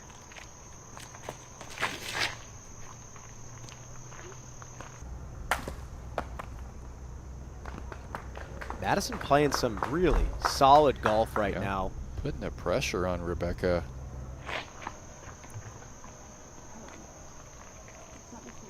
Another hole just asking for an ace. This one coming in even 30 feet shorter than the 10th. Look at the style on that release, though, by Rebecca. Brian, she's been trying in to the get the ace PGA on. now for 18 years. She just passed the 100,000 mark in career earnings. It's quite the milestone. Well, and for those of you who are tuning in that hear $100,000 in career earnings and think, that's not that much, right? How long have you been playing for? Prize money was nothing for the longest time, especially for the FPO division. And red flag on the approach for Midlake. Yeah, she went for it, paid the price. But yeah, Nate, to be able to do that, to be able to cross the six-figure mark in prize money is more impressive than I think people realize. These pros are not making a bulk of their money off the prize money. It's being an asset for a brand. It's being an entrepreneur. It's being an entertainer. She didn't step from this distance on the 4th. I wonder if she will here.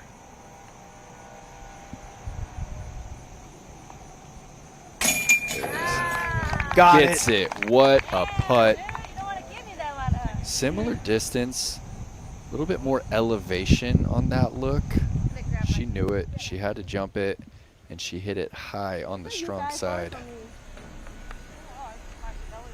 So now she's actually going to put pressure on Owen. Eliezer, but Cat can lay up 2 feet and here, win the but hole. first up, Eliezer after going out of bounds. Do they know that? Cat, you can lay up and win the hole. We don't have to do all this. I missed the putt, I guess. Right. Cat just showing the experience. Hey, we can end the hole right now. Ellie wants a little putting practice, though. We got a tournament starting tomorrow. And it's those comebackers after going out of bounds on the approach that stack up over the course of a weekend. This is to win the hole. And Cat was running the putt. That could have hit edge and rolled out of bounds. I'm sure Katrina is sitting there with her jaw dropped. But Cat Merch probably also wanting some pressure putting experience.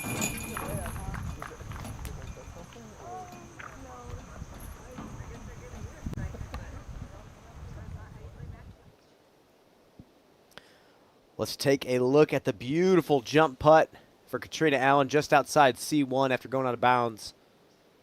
Classic straddle jumper. She's been doing that for years in that strong side. And a big shout out to Zuka for rolling that replay back. Madison now for birdie. Got it. Wow, she's playing really well. Currently, Madison Walker, 18th on tour. She's in that tour championship cut line. Top 20 for FPO. It's been a lot of top 20s all season. Got a top 10 finish at Waco.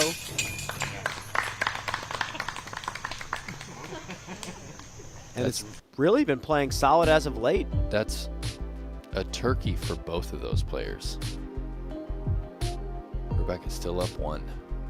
Heading into the teeth of the course here.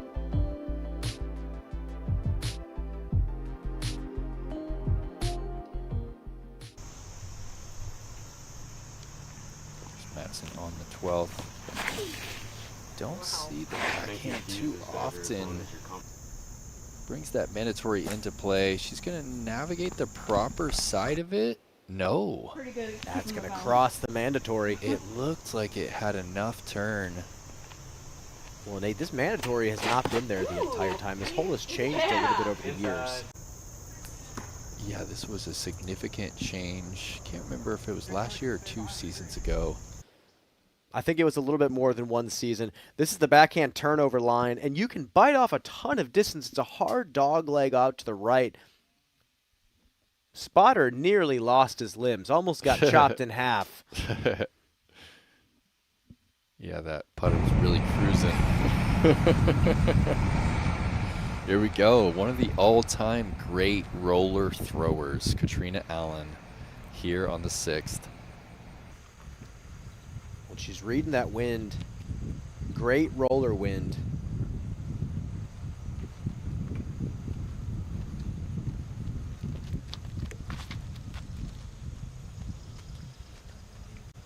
And lays that way down early. And that needed a little bit more trust on a flatter angle. Yeah, fickle line with the roller, right? Too much cut, you're just going to be headed straight for that out-of-bounds creek.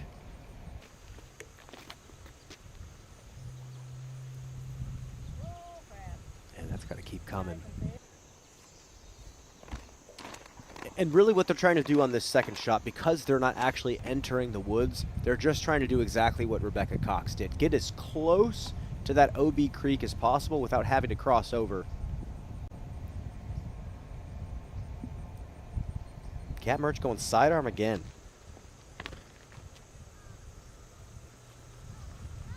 She makes it fly, though. It stabilizes out of that wobble. Oh. That was close to coming back in. Given the red flag. Yeah, that's not going to be. And going off of what you said, again, the beautiful thing about disc golf is you don't have to be perfect sidearm or backhand. You can find a stability that works for you. And that is too stable for mid-length. She was trying to crank over on that shot. That's more like a long drifting turnover. And mid-length, despite having struggles, or despite having talent on that backhand side, has struggled to hit fairways this season. Cox is second. One of those players that she's just had so much pressure to succeed, and Rebecca just finding that left side fairway, filleting it. She's going to have 30 feet right there.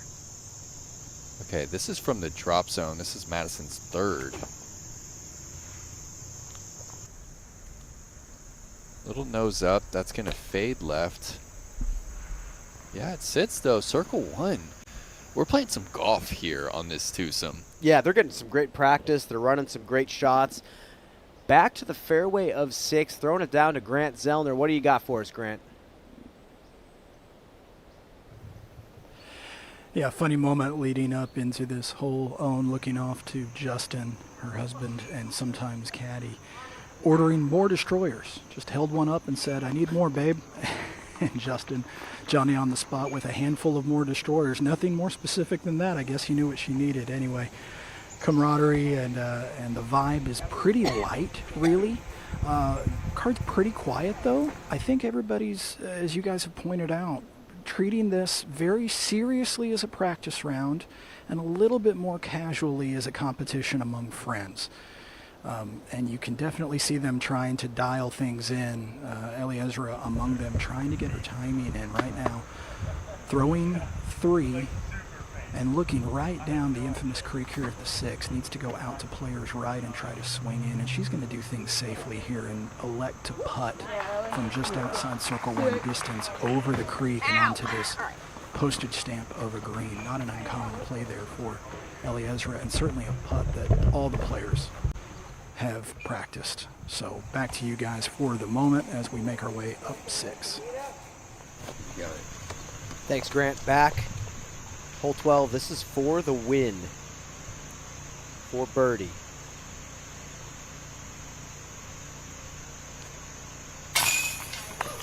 Wow. That's her 4th in a row. Would have been 5th if she didn't miss the bullseye putt there on the 8th. But she is up to... Look how left this is, Brian. How much hyzer that is. Kicks the left chains, pushes it down. What a bird. Pays to have good speed. Tough spot here for Merch.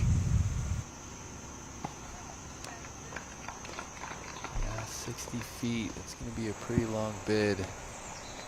And this is the fastest green on the course. I mean, you can't get much faster than this unless it's a concrete green. And Scoggins is perfect. That is a wonderful place to put that second shot. Last thing you want to do is come into the green with any speed whatsoever.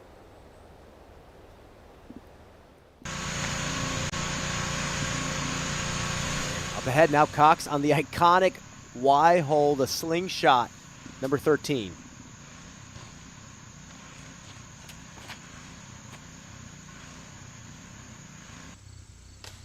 A little tight, needs help, and it gets the help.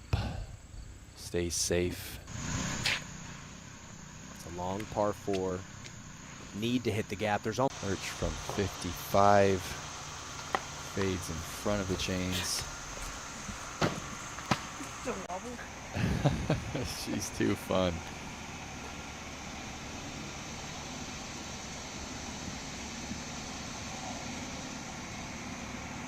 What do you think, Brian? She's going to jump this as she just did on the 5th? She also has a stepper, kind of like between the jump. Oh, yeah, there you go. Just going to, to the knee potentially. You just got to watch the speed. That's what you got to do. I don't believe the knee putt as much as I did that step.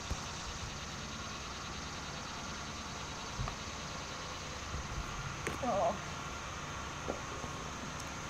She also has a really nice spinner from range. She has that one where she kind of holds the disc out away from her, out to in, and I've seen her make some long ones from that stance as well, but not going to happen this time. A couple times off metal from C2. Had the same thing happen on 4.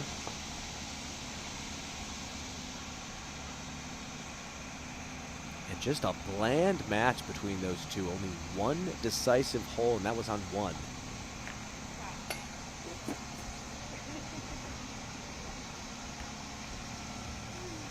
And that's going to make things pretty easy.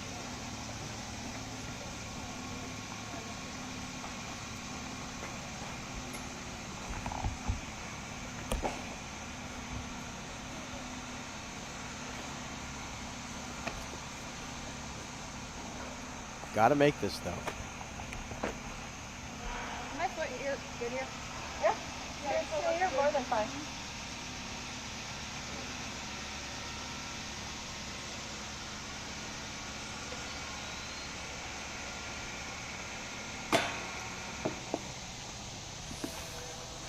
The 3 putt from middling. Those little things, those tiny mistakes that stack up, and you watch her throw the disc. You watch the putting stroke, and you think, she's got to be top 10 on tour, right? Yeah. But she's still a teenager. She still has so much time, and really for her, just don't burn yourself out. Don't overthink these things. Give yourself some time.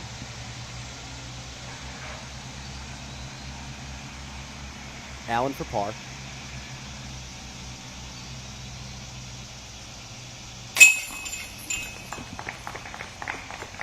And that's going to split the hole with Owen Scoggins inside the bullseye.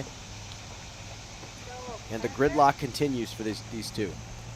I find it interesting how comforting the sound of those cicadas are for me. I think you might be in a minority in saying that. And I think, yeah, there's two sides. It's either they're the most annoying insect you've ever experienced, or you grew up with them and they're somewhat comforting.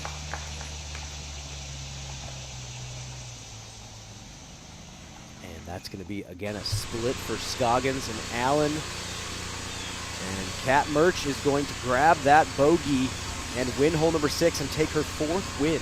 Yeah, you don't see shots as inside as Rebecca's get this love. Most of the time, those trees like to pull them down into the creek. Looks like they've drawn a new out-of-bounds line on the outside of that tree line.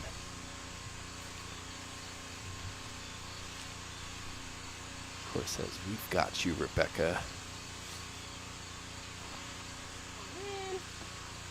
A little low again from the forehand. She's online, just needs to trust it a bit more. Well, this is Madison's chance. She threw a beautiful tee shot, and this forehand is right in her wheelhouse. Chance to take one back. Just a little too straight off the tee, right? Forces this wide hyzer. It's out deep C2. And now Rebecca's third. Still not a walk in the park. This is going to be a touchy backhand. Needs to land it soft.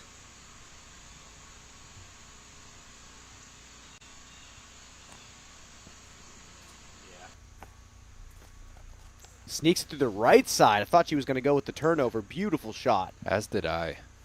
She cruised through those small hackberry trees. Give players a lot of trouble over there on the right side. Valiant effort there by Walker to win the hole. Looks like another half coming up. It's been a strong day for Kat Merge. Now on 7.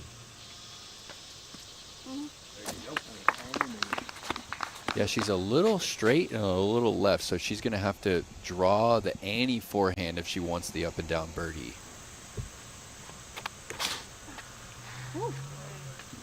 This is better. I like this. You're going to climb the hill and also too straight. And you know, I got to say, Brian, all my years out there on the course, I still have never gotten hit by a disc. Grant, we see you out there. We see you, Grant.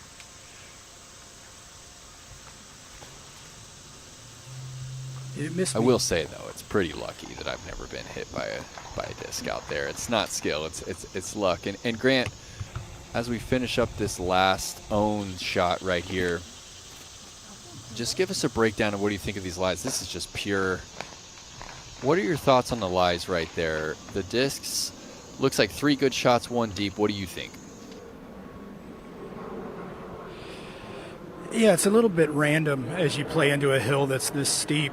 There are some places that are flat, and a couple of the discs are actually on fairly flat spots. Others are in a little bit more precarious positions. And boy, I dodged that one by just the hair on my legs, didn't I?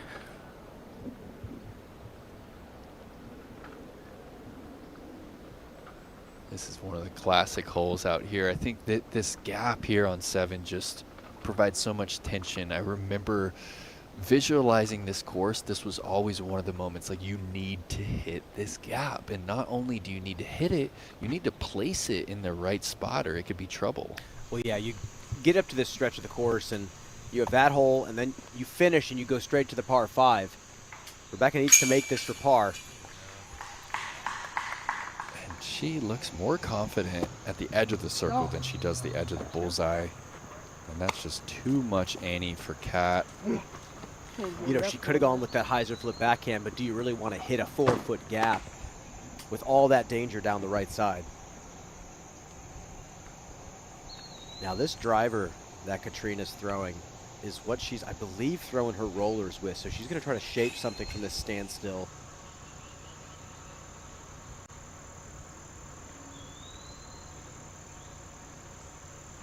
Oh, don't do it. Just don't kick. Okay. Gosh, what a great day. A little bit of pinball, could have been a lot worse. Should be pretty straightforward up and down. Yeah, that tree has ruined a lot of birdie opportunities over the years. I've seen some terrible kicks and rolls down that right side. And it's jail back there, too. There's a lot of little gaps you're going to have to hit if you have to scramble.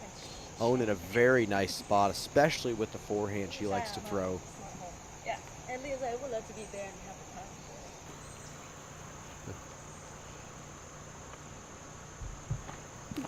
There you go. Still going Destroyer. Get in. Let's keep her mic'd up too. I'm all for it. Yeah, I've been all for it. Let's mic up Own Scoggins and Kat Merch. But watch this shot. This is a 12-speed, overstable driver. She's going to land in the bullseye, just outside, and very easily in the bullseye. Perfect speed control. She's thrown that type of shot thousands of times. Well, there's 2 types of players, right? There's a player that tries to throw the ideal line, and then there's just a player that is just down to do whatever they need to do to get it close to the basket.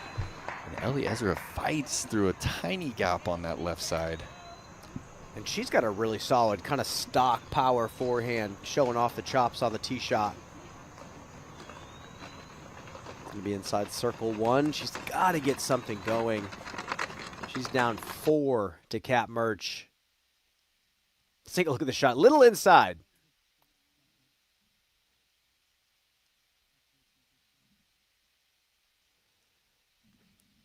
And really, you could tell it's an overstable disc she's throwing. If you really want to shape the fairway, you're going to have to take the risk and throw something flippier. But got up and down, or at least up.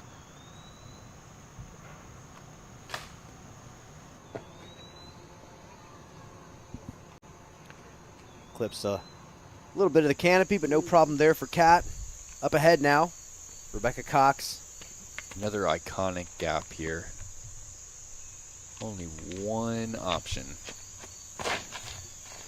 Long downhill dog leg. She's inside, and that is getting lucky, and a fortunate kick back to the left that'll open up the angle.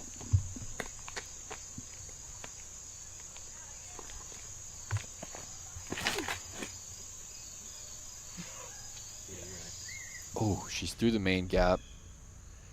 The nose was a little too up. If that's driven flatter, she can have the distance to get all the way down the hill. Birdie's out of the question from where she landed. Cat Merch is third.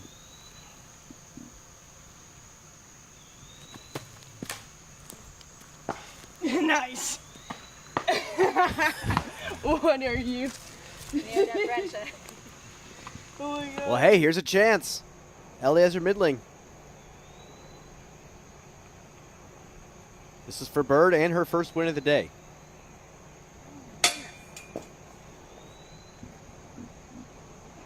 And that is not going to be for Eliezer. She's still down 4. Walker second. Can't run the green from here. Just playing to the front of it. There is that creek to keep in mind. Did not get all the way down the hill, so she's going to actually have quite a bit of work left. You want to get to the flat spot down there. Decision for Rebecca. She's going for it. If that stays in the air, that is on line. What a shot from Rebecca Cox off the base, just outside the bullseye. We're going to run this back. Man, this course is just in love with Rebecca Cox. Just giving her all the love. She's filleting these shots. This late turn. She controlled every bit of the flight there. Perfect speed. Didn't even need the backstop. She's going to force Madison to run that. Eliezer has been strong on the putter. Couple of them over the basket. Puts that one in on the left side.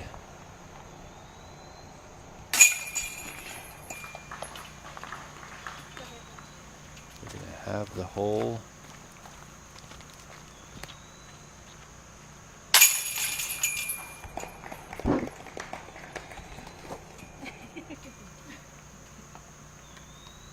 And this is to take that win over Cat. It's back to tie. We are all square here in the featured match. Here we go. Madison has to throw this one in. We think 150.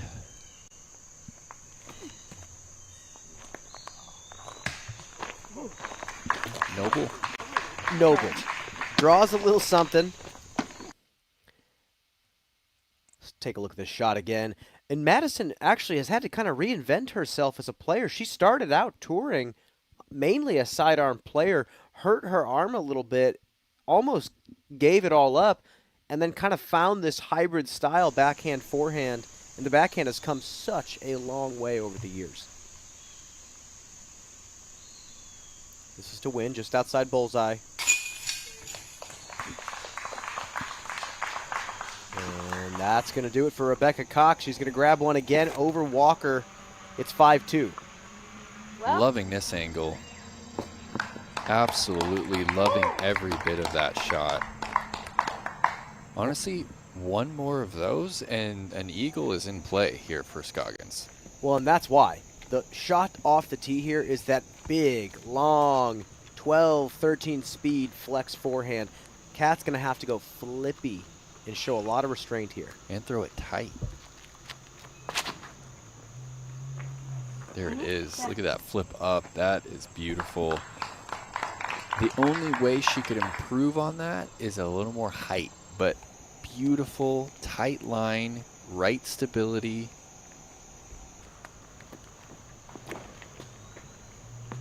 We're gonna match the angle from Scoggins. Wow, there's 3 premier drives.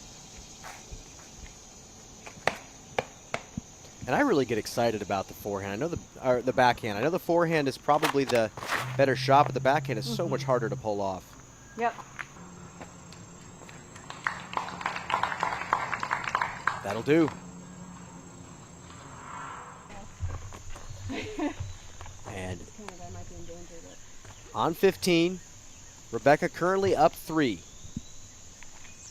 A win here seals the deal. Oh, no, he's not.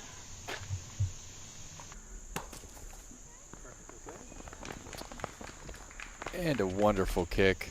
That's prime time birdie position. A lot of pressure on Walker right now.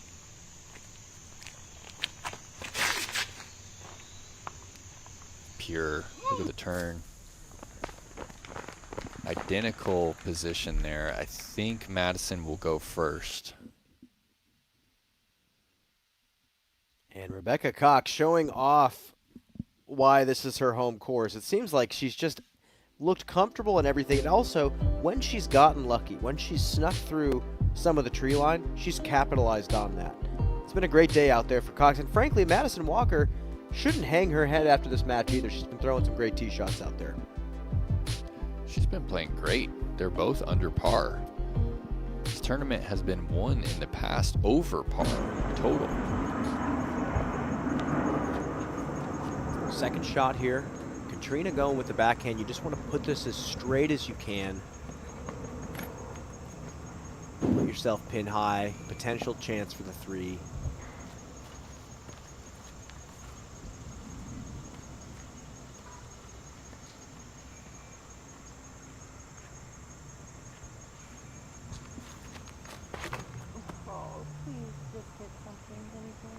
Little inside. Well, you saw how flippy that disc was she threw. You see what she was trying for. She was trying to get that thing to ride rope straight, maybe even break back to the right.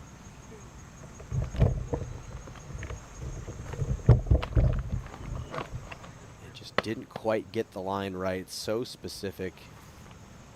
And Ellie Ezra's going to go for that long flex sidearm. She's in range. Also inside. More fortunate of a skip. The up and down is going to be easier for Ellie Ezra than it is for Katrina.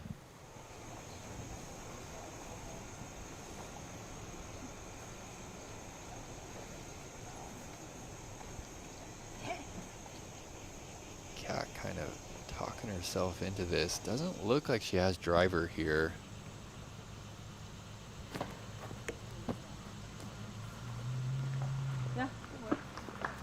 That tree on the right kind of took the opportunity for the eagle out of play.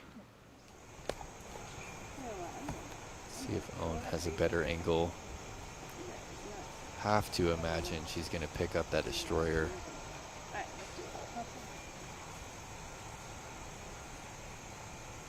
Oh, she's got the angle. Needs to start it right on Annie. Ah, it's also a little tight.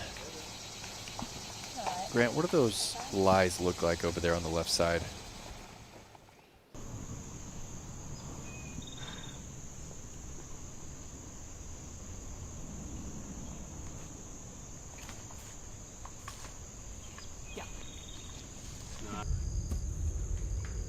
Rebecca is putting the pressure on. If Madison does not get up and down right there, the match will be over. Running it back. Gentle turn on the putter. Come on. What a day from Rebecca. I mean, how many birdies is that? Is that 7 or 8 birdies through 15 holes?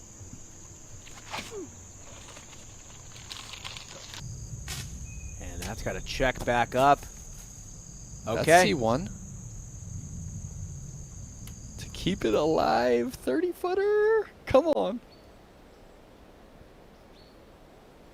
We're going back to hole number 8. And let's throw it down to Grant. Grant, now that we have you, talk about some of these lies these players have. Yeah, they're not so bad. Maybe a little bit of awkward footing, but definitely some gaps to work with as Katrina Allo plays out and into the open. That's exactly what I was talking about. Not necessarily what you want, but something to work with and an opportunity now for a putt from inside circle 1. And that's really all you can ask for as you play up this steep hill on hole number 8 now. Kat Murch now lining things up, will not have any trouble in terms of getting enough power on the disc. That's no doubt about it. It's more a matter of, can she find a pathway through these trees that she likes, and then can she execute the shot? That's really what we're looking at as Nellcat looks off to the left and wants to play up the left side gap, using the slope to bring the disc right down into the bullseye. Excellent execution there for Kat Murch. Eliezer middling now, just straddling out. No problem for her in terms of footing, just like Kat. Just needs to make a decision here. Ellie a little bit of a taller player, so has to find room for that swing, a little snap of the wrist. And that nearly off the base of the basket and just outside the bullseye long. Another excellent piece of simple execution that we're seeing here on display at the 8th.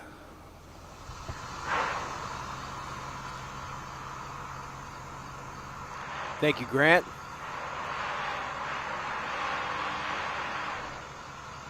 Now on Scoggins.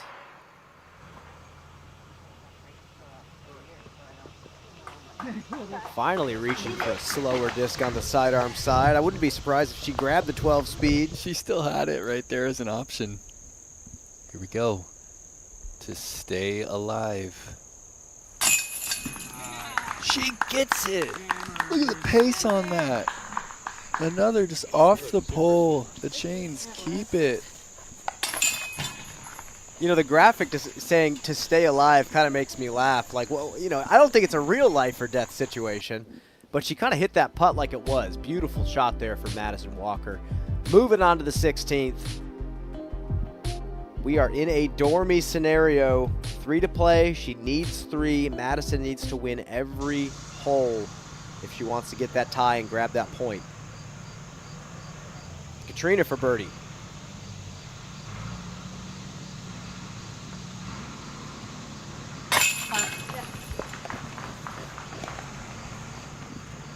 And that is going to be no problem there for Katrina.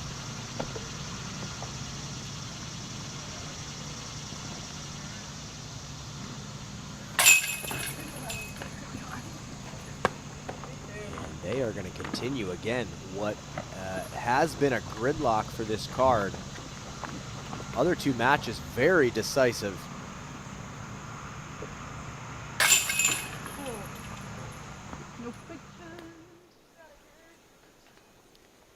And Midling is in for birdie. Kat Murch also going to do the same. They split the hole. They move on to hole 9.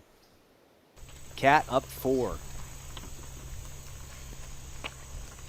Hole 16, Madison Walker needs to win. Yeah, a bit of a left to right out there. Don't want to turn this too much. Good stability. Top of the hill, well thrown. Shark. Does not sound good. 1,000 feet, same hole for the MPO and FPO. Right? And really the only difference is that a 3 is a little bit more rare for FPO. It can still be done. Holland Hanley's gotten it.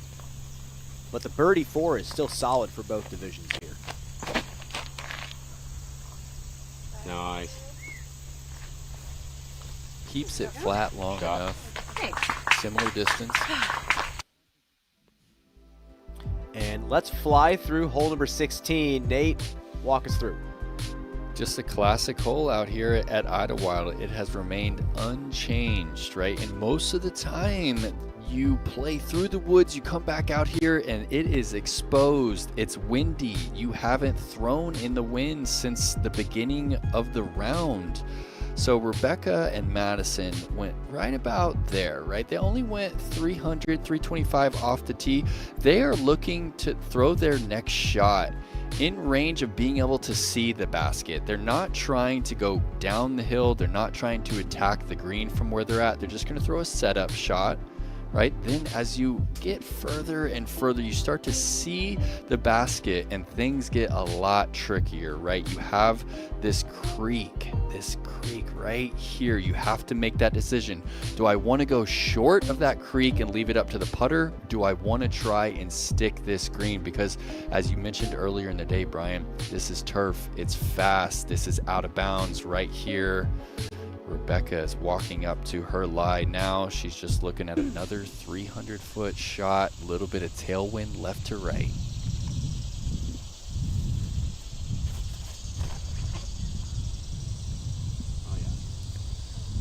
Really comfortable stroke right there for Rebecca. I believe that's in range. She's going to be able to see the basket from there. She'll be throwing straight downhill. Madison has the trail in her hands. A lot of turn on this. Does it have the stability to come back? It'll be close. It fights through. Wow. Well, that's big, and you have to be aggressive on this second shot to keep the match alive. And it looked like it was at OB. In the glow of being safe. Look at Kat walking that one through. Don't see many follow-throughs like that on the forehand. You know who has a similar follow-through actually is Silver Lot. He has that step through that he tends to do. It's a little bit more controlled than what Kat Mertsch is doing, but very idiosyncratic. Now middling, oh, just in front of the cage. Had the opportunity from the beginning. Wonder who's going to ace it this year. Got to hit the quota. It'll happen.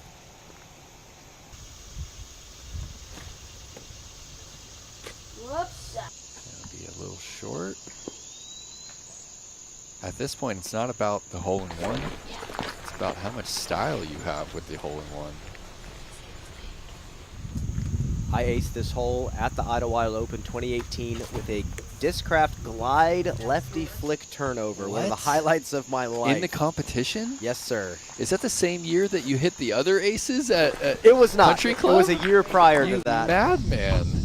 And Katrina Allen, enough about me. Katrina Allen shot to take one on own Scoggins there on 9. Rebecca Cox. But she can just see the basket right there. And she's going conservative here. She's not going for it. Off the bridge! Does it get the help? No, she's going to be out of bounds in the far corner of the green. What it makes you wonder, if she didn't hit the bridge, would she have still cleared? I think she might have. Huge shot for Madison here. Now Madison's just going to try and play short of the bridge right over there. And she's done so. She's actually inside the circle. A lot of pressure on Rebecca. She can close the match out. Scratch that. Madison could birdie and win the hole outright. Bang. There it is. There it is. What life must be like to just have no fear on the putting green. Well, I'll show you. Look at how she walks after the putt. The skipping, the hands to the side. That's what life is like when you can putt like that. Oh, this is fun. La, la, la, la, la. I'm better game. at putting than everybody else. That's what it's like. The game's lighter. Upshots don't need to be next to the pin. Tee shots don't need to be perfect. You can play to the strong side of a green just because you want to give yourself a chance. Oh, that slides through. That was buried for Mertsch. She's going to inspect. Is there a chain link missing? We're going to have to run that one back. And here we go. Katrina Allen for birdie. Circle's edge. Love it. And these two tied at the top. Let's take another look at this beautiful putt just outside circle 1 for Kat. This is where the competitive spirit takes over. Doesn't matter if there's not points on the line here. This is match play. This is heads up. This is what gets these players going.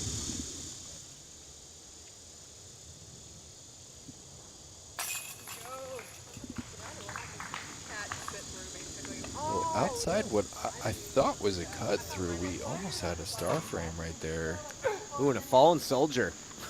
Sad.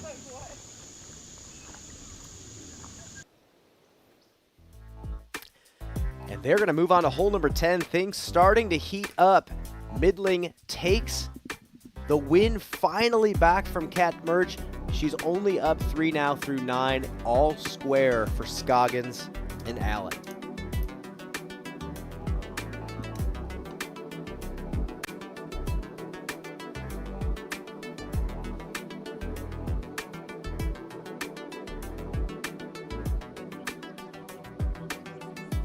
And we're going to bring it up ahead.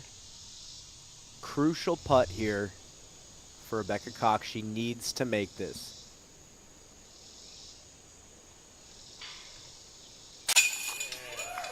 Got it! This forces Madison Walker to make her putt from the other side of the creek to keep the match going. This is what we want to see from Rebecca all weekend. Look at the focus. What a day for Rebecca Cox. She is primed. What a story it would be for her to win her first Disc Golf Pro Tour here just across the river from her hometown. Stay alive again. Oh, a strong bid. She's been cashing them left side all day.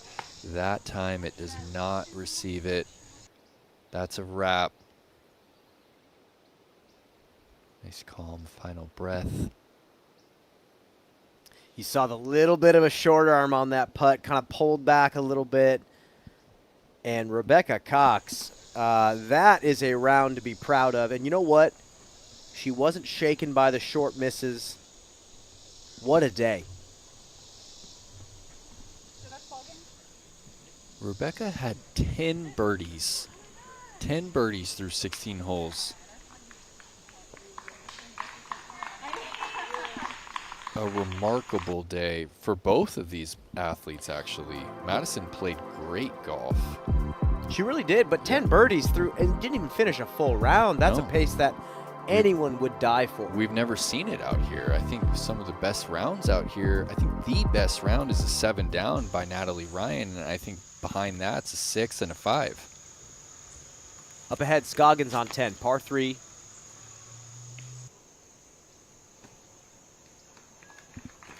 Yeah, this will play as likely the easiest hole on the course now. This is a stock hyzer for these players.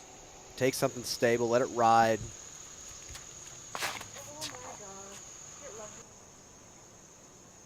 She doesn't like it. And still going to find the circle. It's a welcome change. I don't think anyone minds a bit more scoring. Well, hole 10 previously was just a rough hole. And frankly, for the FPO, it was an awful hole. Yeah, we saw like 1 birdie in 7 years. Love this change. Middling now inside the circle.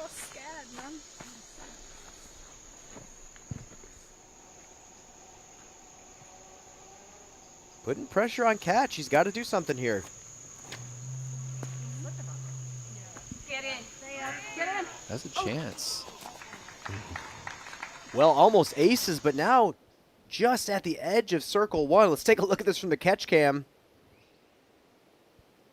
Just give us an ace. Come on. 1 foot too far.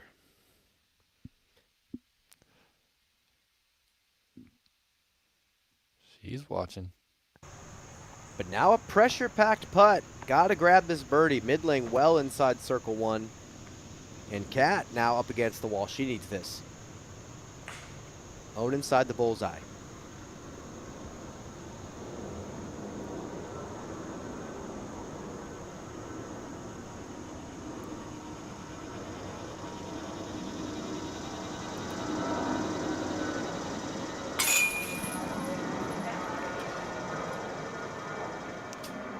That is not to be that tree in the way. Not favorable for the hyzer putt that she likes to throw. Yeah, it looked like it might pull it in. It's interesting because she's setting up on so much anhyzer.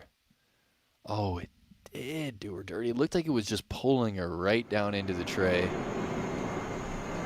Merge also has a little tree that's going to throw her off her rhythm. She loves to draw these in on hyzers, so it's going to force her to hit it flat.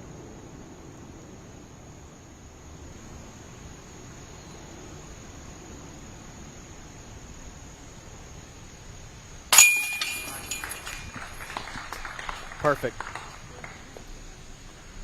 Lower third of the pole. And again, another great birdie under pressure. Throws it back right in Midling's face.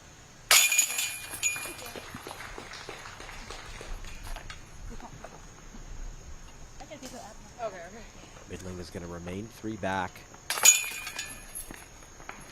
Tap in for Own. She's going to grab one. Now up 1 on Katrina Allen going into the back stretch of the course.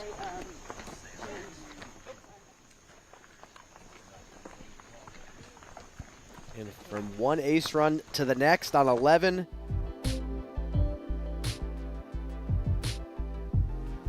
Madison Walker, Rebecca Cox. Nate, what do you make of the day? Well, what we're not seeing here is the actual strokes on the holes, right? You know, Rebecca wins up 3 with 4 to go. But Rebecca, 10 birdies on the day. They both played great golf.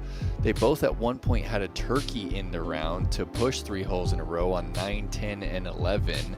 And then Madison had some putts down the stretch late. She matched on the 15th, taking a birdie there on that difficult hole, you know, to keep it going. It was just a great match, honestly, and this is going to do them both a lot of justice heading into the stroke play starting tomorrow morning. Well, if my eyes are correct, Madison grabbed 10 birdies.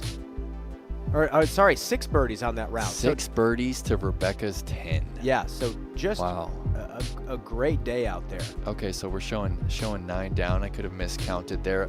Regardless, look at that day. Yeah, that Brian. doesn't matter. Great day. That's 5 birdies on the back stretch, and she didn't even play 17 and 18. I mean, what a day from her. 80% from C1X. I don't know if that includes the bullseye miss on the 8th. Midling now at 11. This is bleeding left. Not a bad tree kick, to be honest with you.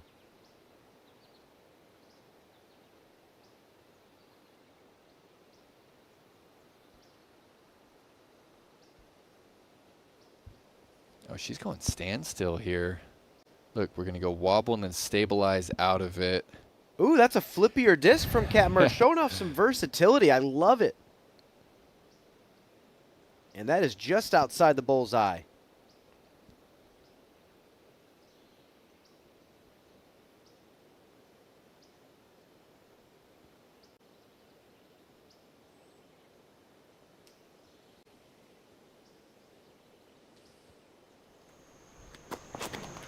Scoggins. And wide open door for Katrina Allen. It's going to go with this steady right here. Going standstill, using the right side of the tee pad. Yeah, smart. That just opens the angle up for the player. And well, this is going to be kind of an annoying putt. That's tricky for her. She draws it down low. She might have to go up to that spinner you mentioned earlier. Yeah, for a player that likes to go as low to high as she does, that might be kind of a tricky angle. However, Owen Scoggins really not in any position to grab that birdie. Take a look at some positioning. Missy Gannon again getting that 3 points from Paige Pierce, unfortunately having to drop today and for the weekend. Rebecca Cox getting her 3 points. She is right in the mix, now tied in point differential with Paige Pierce. And her chance to punch her ticket to Hornets Nest is now that much more real. She does have one more match at the GMC. It's going to be Cox. Pierce, winner of that match, moves on to the championship.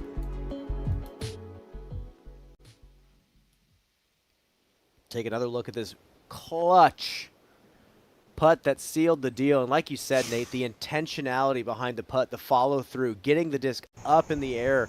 Anytime she does it, the putt looks beautiful.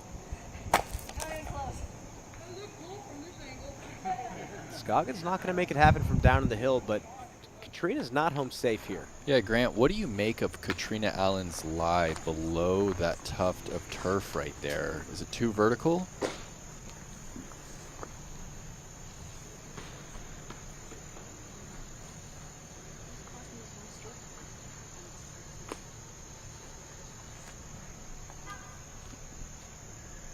Getting ready. Yeah, fine.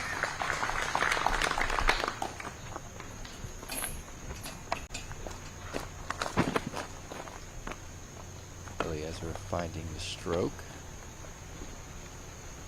Here we go. And frankly, it doesn't look too bad. If Yeah. she was closer to the wood, would have been more frustrating.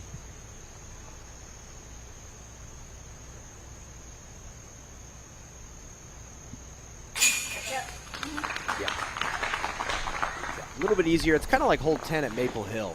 When you get right up against that castle, you're having to manufacture something silly. You kind of want to be almost farther back in the circle. No problem there for Katrina Allen. Takes the win right back from Owen.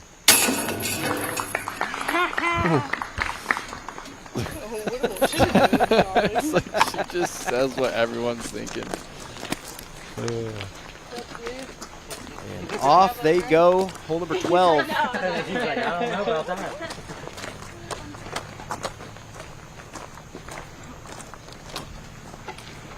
And Nate, we get up to the tee of 12. Interesting par 4. It's changed quite a bit over the years. More so than many. Walk us through. Yeah, it's getting into the teeth of the course here, right? We used to have a pure dog leg to the right, 90 degrees right here. We've now kind of changed that. Now it's a gentle kind of angle right here. We have this mandatory that we have to navigate, right? We saw Madison Walker straighten out the backhand shot. She went left of the mandatory, and you're headed straight to the drop zone over here, right? We saw Rebecca Cox throw the putter inside this tree right here. That plays, but the ideal landing zone is hard to find. It's right around here. Ideal landing zone is right out there. 325 is all you need to have this gap. The difficulty remains hitting this gap right here. This is only 8 feet across, and then matching the speed, because if you go too deep or too straight, you go into here, you could be at 30 feet, have nothing. Right? You could go over here, you're at 38 feet, the putt's tough. So it plays as much easier than it did when it was a 90 degrees to the right, but still one of the more difficult par 4s on the track. Katrina going with the backhand.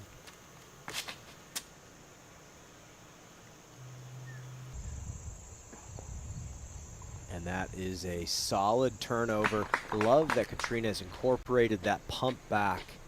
She lost it for a couple years when she was kind of tweaking some things, trying to find some new timing, but really, I think that was the timing mechanism that made her so great. I love to see it back.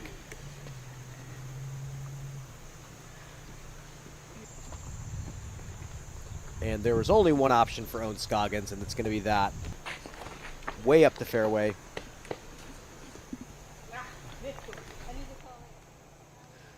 And Ellie Ezra dealing with some pain there in her finger. Clearly affecting her.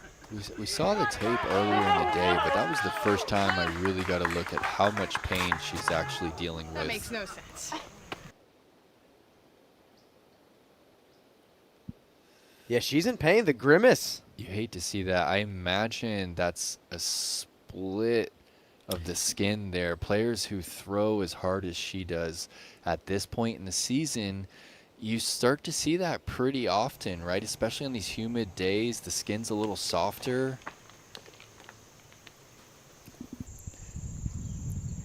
And not going to capitalize. Ellie Ezra now has an opportunity to at least save the par. She's got to do something right now. They're running out of time. She's down 3 right now. And Nate, she's had some interesting injuries. She actually used to slam her off arm down so hard that it would hurt her elbow. She'd hyperextend her elbow on her off arm side. Fixed that. she's actually tweaking her backhand form right now to come back a little less vertical than she used to. Opens up some more shot shapes. But now she's dealing with the finger issue. Just frustrating stuff. This is not the first time that I've talked to her and she's mentioned finger stuff. So might have to get in touch with Nate Doss, the finger master. He's so good at taping his fingers, and he's done it for a long time. He's helped out other players on the tour. Right there, yeah, it's downhill. You can see it from here. But last year, throw it on the hyzer for sure. And there is Kat Murch from Arkansas, Southerner. Got a new tournament in the South. Just released. We are going to Louisiana, playing a John Houck track. Cannot wait for the Big Easy Open in 2026, the second event on the Disc Golf Pro Tour.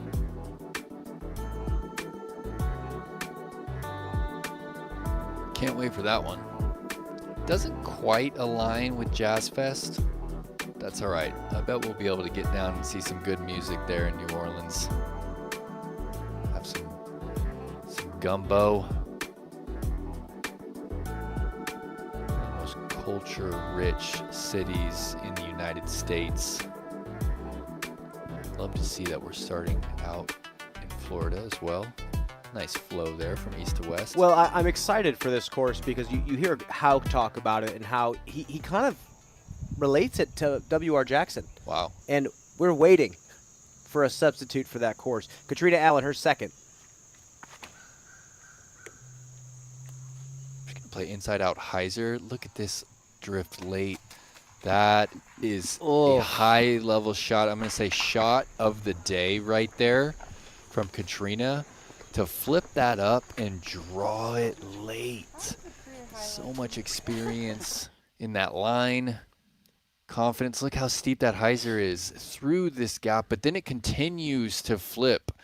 She knew she had to release it on hyzer. She went really understable. This is just magic right there.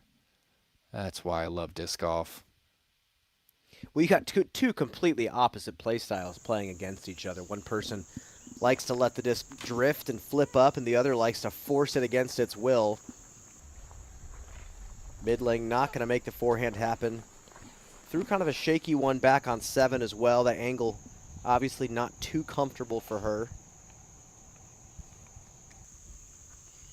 Probably one of owns those top thrown destroyers over the past 3 seasons. He's going to play the wide gap. Yeah, she needs to get just inside those. You play right, it's there, but it's a little bit, it's less clean than that inside line. Walking up the fairway at 12. Want to throw it to Grant Zellner. Grant, sounds like you got the scoop on what's going on with the finger. Can you talk about Ellie? Yeah, Eliezer's got the remnants of what was a very large blood blister right on the tip of her middle finger there on her throwing hand. It comes into play on certain shots more than others, but it's definitely causing her a lot of discomfort. It actually looks like it's healed most of the way, and she's reopened it just a little bit. So hopefully we'll be able to find something to cover it as she moves into the weekend. Meanwhile, Kat Murch going to the forehand as she has been doing throughout the day and just dials a beauty up. That's going to skip right around the base of the basket, and that should be a drop in for Kat Murch. I was like, what are we doing? Thank you, Grant. Beautiful shot there from Kat Murch. Another sidearm, putting herself in position. My depth perception's kind of good here. It's definitely a different shot than it used to be on hole 12. Like you said, Nate, a lot of players just trying to zip a skip shot around the corner, and then it was a long shot to a different pin. But before we talk more about today, let's talk about the fan survey, the Ulti-World fan survey brought to you by First Available Research. Give us your opinions on all sorts of things in the disc golf world. In this particular one, what's your favorite disc? What are you reaching for the most often? Head on over to discgolfsurvey.com and let your voice be heard. And a fan favorite owns Scoggins for birdie. That's why. Oh my goodness.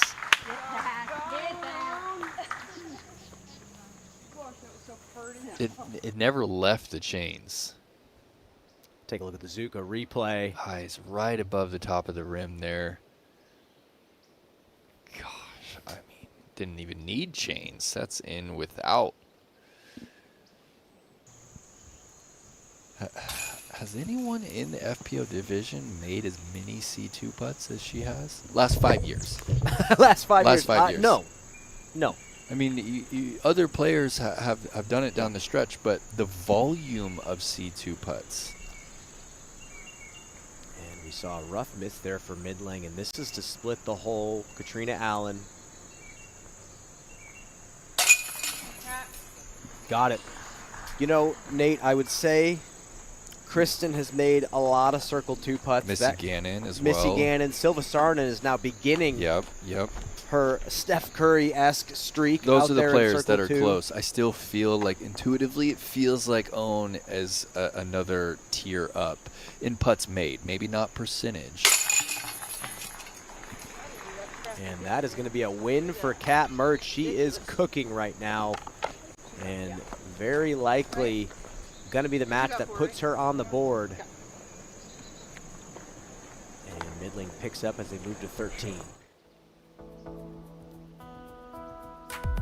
All square Scoggins with the unbelievable downhill 50-footer.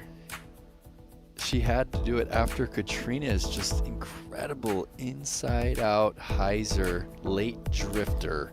That is just, that's a match play hole right there. Heading on over to the 13th, 584-foot par 4. Another defining hole out here. I talk to a lot of players, FPO and MPO, and they say, you know, I wouldn't say this is my favorite course on tour, but every single time I come here, I have a great time. I enjoy playing this track. We're saying this course is Rebecca Cox's home course, essentially, alongside many others in the Cincinnati area.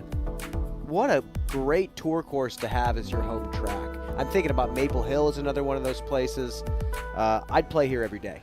There's something special that happens when a course doesn't change too much over the years, right? Players have something that they can visualize, come back, and they are an evolved version of the previous selves, and they get to give it another go each year. Mertz, she's up 4. That's inside, needs a lot of help.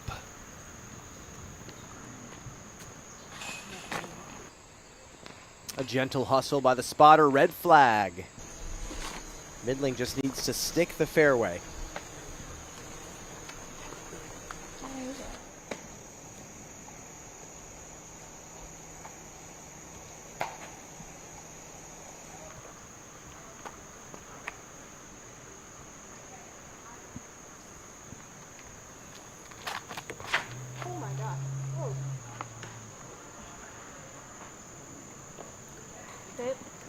Looking for a green flag. And she got it. So she is going to be in play. Kat Mertz out of bounds the left side.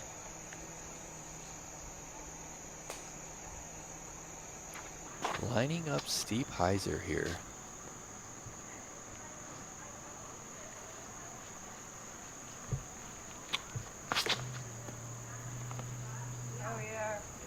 Pure. It's going to get back on hyzer. It's the best shot we've seen on the hole.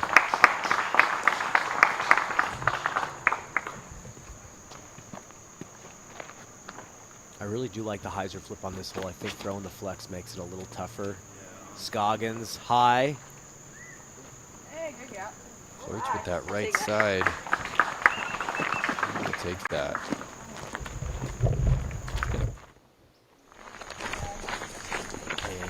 Both of them are going to be in play. All square, 2-2. This matchup has been everything we've thought it would be. Scoggins up on 935, 38-footer. Katrina, perfect standstill to the base. Up on 11. Both these players having a great day.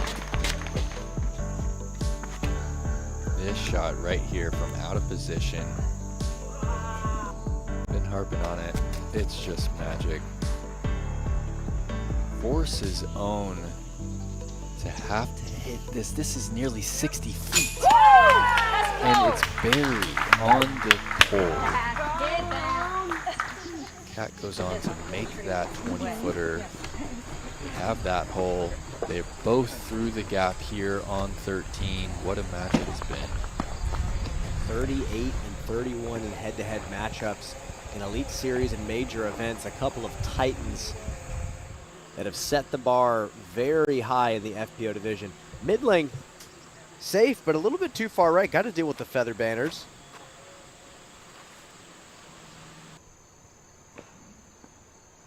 She's got a great stock forehand.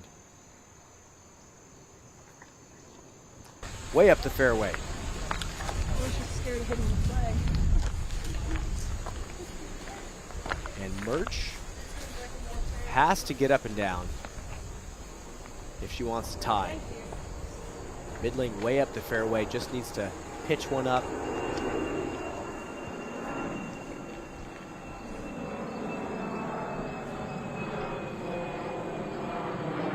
I've rarely seen her throw the backhand today.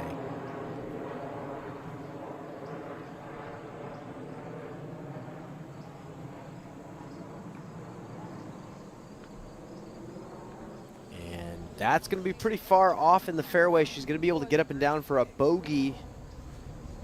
Chance for Midling to stay alive. She's winding down the hole. She's running out of time.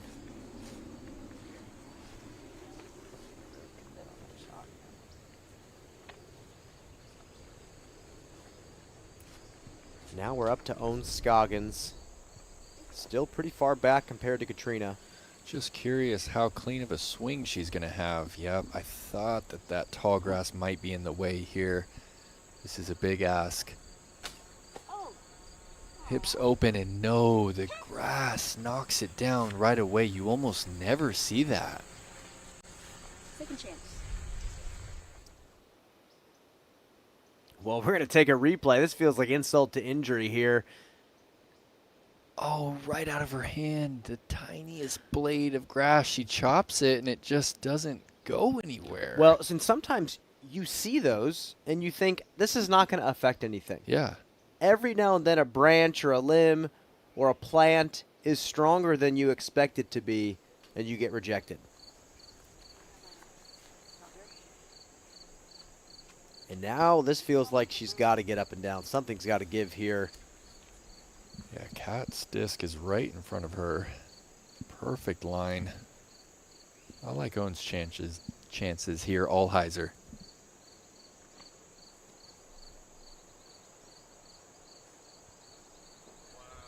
Yeah.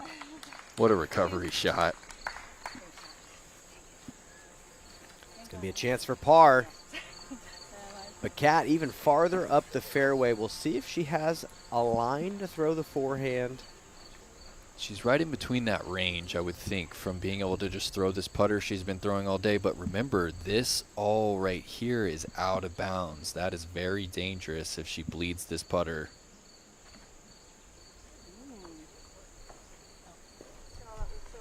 And does not capitalize. Owen Scoggins a chance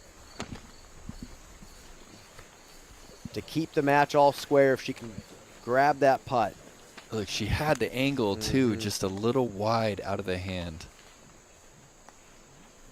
Well, she threw a great one on 2. She threw a great one on 5. I thought this was going to be the one. This is the one she threw that great one on 11 with as well. Yeah.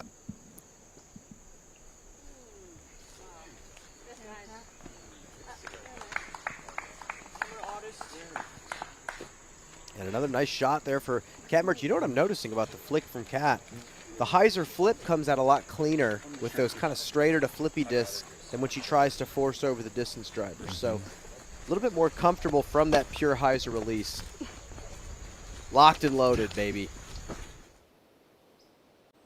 Let's take a look at this again. Again, this is a slower disc. Yeah, I'd love to be able to see the grip. See, to me, this disc gets a little loose in the hand right there. You can kind of see it. She has the proper lag that you need in the wrist, right? When I'm showing someone how to throw a forehand, right, what's really important to me is having the wrist preloaded. Merch does that really well, and I would love to get her, you know, on the course to break that down, because I think that she can make big strides in the wobble. Well, man, frankly, today hasn't mattered at all. Some fantastic She makes it work. chops. And we mentioned it before, she's not afraid to throw the shot, and that's why she's been able to improve so quickly over the last 2 seasons.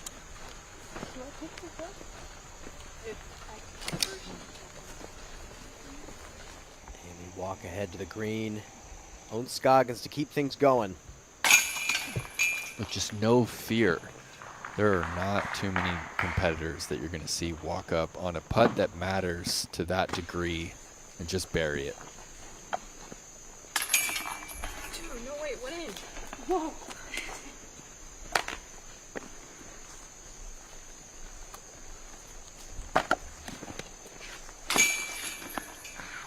Very professional. So Eliezer avoiding the Dormy.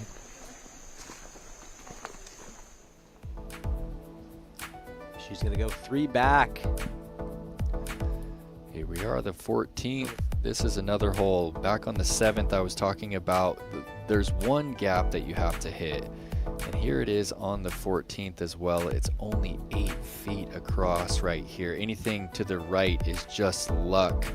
You want to flatten the shot out. Most players are throwing the forehand. You get the nose up, you're going to end up right where we saw Madison Walker over there. You really want to push this back wall, and anything over here, anything on the road, you're in business to then attack the creek. We saw Rebecca from over here on this right side. Rebecca was like right over there. She threw the putter through this gap, parked the basket. If you throw a good forehand or even a late turning backhand, which we might see from Katrina Allen, you could get all the way down here on the dance floor and have a simple approach. We also saw Missy Gannon over the years throw in up there for an eagle 2. This is one of the classic holes. It's remained unchanged since 2017, one of the few holes on the entire course. Well, we're going to bring it back into the DGN booth real quick as they make their way to the 14th. Nate, this course always seems to deliver, and every single hole has its own unique personality. Can you kind of talk to us about why you think it's stayed such a cornerstone in the Disc Golf Pro Tour? It's technical. I think a lot of fans out there like watching technical golf. It has that good mix of, you know, eagleable holes. You start off with an eagleable par 4 on the front, and we have a couple eagleable par 5s on the back for both MPO and FPO. Yeah, I just think the technicality, and like I mentioned before, when you have a course that remains unchanged for so long, the holes just become iconic. Like these greens with the turf, we just don't see that anywhere else on the tour. And at this point, we just love it. We love to play it, and we know what to expect as fans when the players are navigating the OB Creek that runs through pretty much half the track. Just love Idlewild. Well, first match over. Rebecca Cox, Madison Walker. Let's talk about that match. What did you notice from Rebecca Cox today? Well, Brian, 9 birdies on the day. Look at this. What year is this, Brian? I think this is actually over at the Natty. Is that an ace? No, it's not. That's Gets Chains right side. And look, you can actually see some similarities there in the pitch and the swing. Well, Nate, this was the form that she worked for years to correct. Yeah, putting a lot of pressure on the shoulder there, right? She has cleaned that up. Actually, one of the most improved players. You don't see players change their entire swing and their entire putt the way that Rebecca has done. She has been with the PDGA for 18 seasons now. She's having her best season thus far.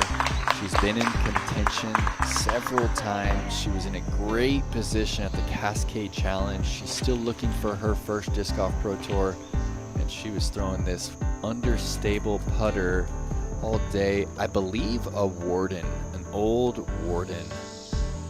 She threw it great there on the 9th, great on the 14th, and she was wonderful from 28 to 35 feet, driving the hyzer pitch putt home. We still see Rebecca struggle at Bullseye's Edge out there to 18 feet. It's the uncomfortable distance. She's not sure how much pitch to give it, how much spin to give it, and we see players in the past, a player like Nico LaCastro has struggled with those same distances even when the putting was strong from deep. Katrina Allen now on 14. She's all square with Ohm. That's the Katrina Allen line. And she's throwing a roller disc, guys. That's how much control she has over the stability. She is in tune with how flippy it is. And now we're going to see the exact opposite shot here from Scoggins.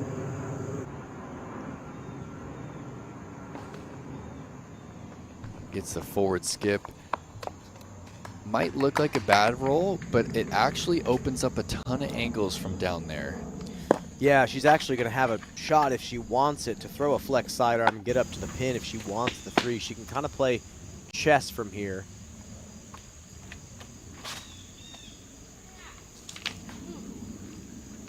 It's actually going to be fine. Yeah. And that's okay if you're playing for the 4.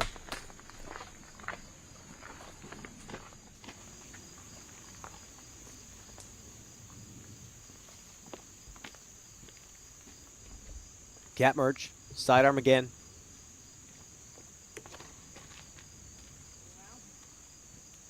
And that step through, you called it earlier with the silver lat comparison. Well, it's kind of what I teach as well. I mean, especially with a guy like Silver Lot, who's like world class with the sidearm. You got to find some way to actually follow through appropriately. And frankly, I think it's totally fine. I love that Cat Merch is doing it. And she's leaning on it quite a bit at this course. You just pointed that out. I feel like players tend to lean toward that when you have a series of gaps the entire round that you have to navigate. It's beautiful. Drone flyover the 14th, brought to you by Flight Factory Discs. Go ahead and scan the QR code on the right side. Head on over to flightfactorydisc.com and check out their wares.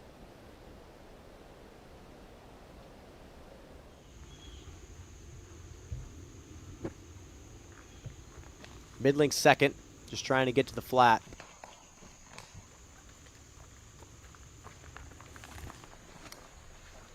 There was a stretch of time where this course was plagued with weather delays, and I remember being on this exact fairway when the horn got blown as I see a branch fall 10 feet in front of me. Wow.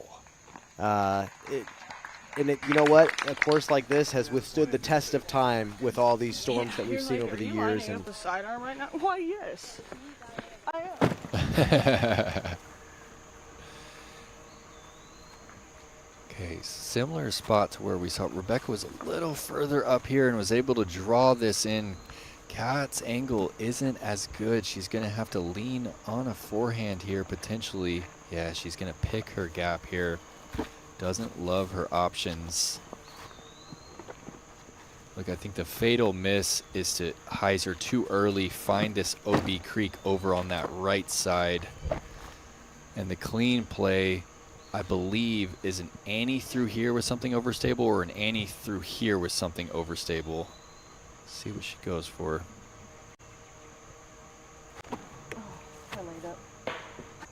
Yeah, there's that fatal miss, and that's a lucky tree right there, because if she misses that tree, she hyzers out into the OB creek short of it, brings the automatic bogey into play.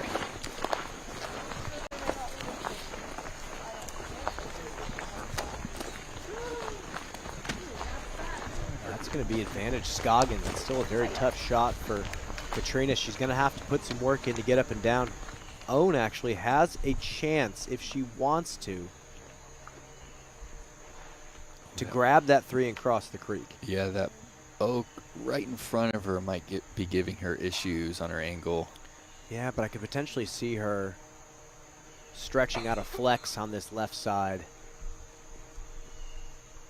But you're still inside circle 2 if you land on the other side of the creek, but you see her with that destroyer in the hand. Yeah, I'm seeing this right there. Maybe even wider. She likes the width. This is money, Brian. Owns Scoggins with the backstop and the roll, flashing her ring. I want to throw it down to Grant. Grant, how's your flex sidearm with the 12 speed? What flex sidearm with a 12 speed?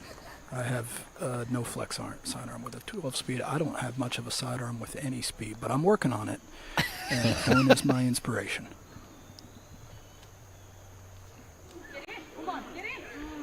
Go in. Cat Allen off the top of the basket. What an incredible run that was from Cat Allen from well up the hill on player's right. That was beautiful effort from Cat. Take a look at this again. Oh, this is the shot we've just seen her throw so many times. Flippy putter, pop the nose up a tiny bit, control the speed. Would have been nice.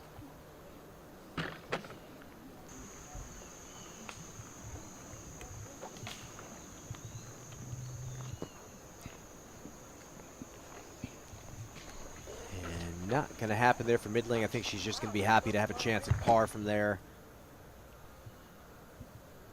Third shot for Cat. Late circle 2.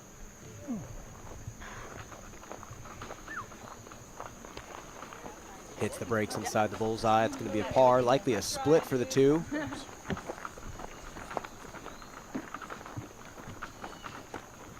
And just every hole out here, unique. The demand, the challenge, I think of 13, 14, and 15 specifically. And then you add 16 to the mix, 4 completely different holes. The fun factor at this course is really high, but the frustration if you're not having a good day, equally high. Midling to push. Clean stroke right there. She really cleaned it up. About halfway through this round, turned the putter.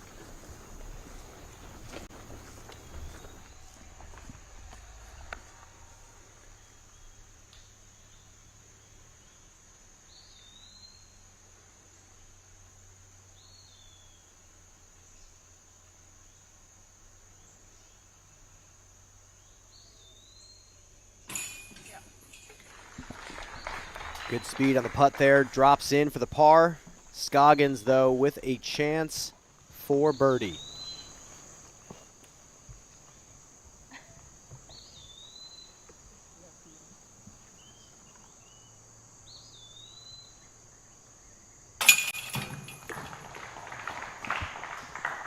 And she got it. No problem there for Owen Scoggins. And that is going to put her up 1 going into 15. We got ourselves a battle. Cat Merch pushes. She's up 3 on Midling. Katrina trying to grab one back here. Narrowly does it. We're going to throw it to a quick commercial break. We'll finish up this match on the other side.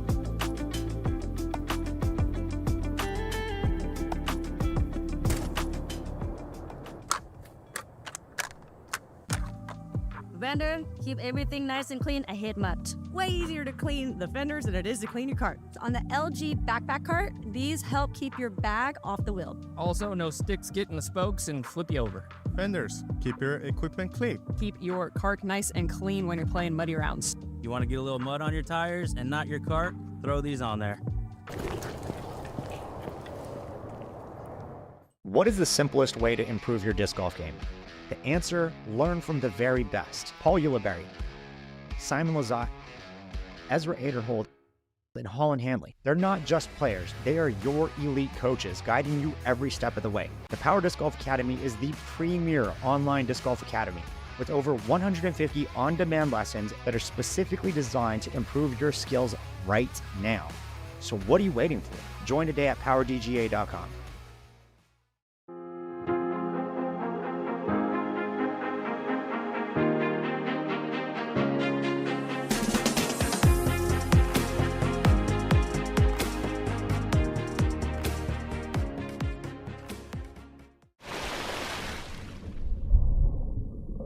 This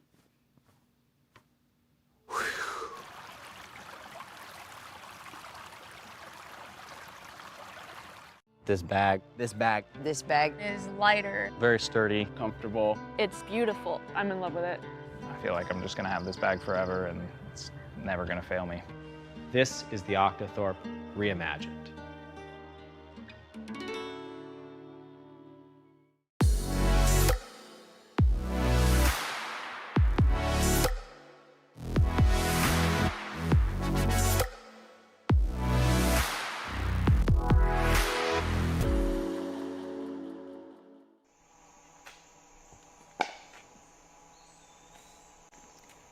Welcome back.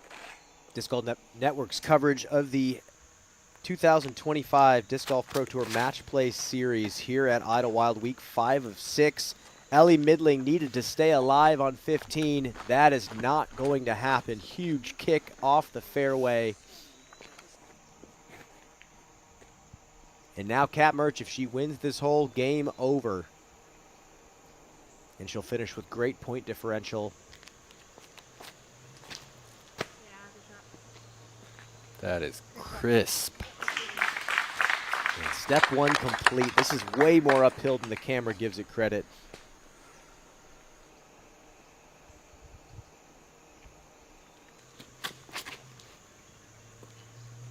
Scoggins. She's currently up 1. I like that she's on the left side. It gives her room to drag the flex sidearm on the second shot. I think that was probably the straightest disc she threw all day. I think that's a leopard. You know, Kat's going high. Her flip here up the hill.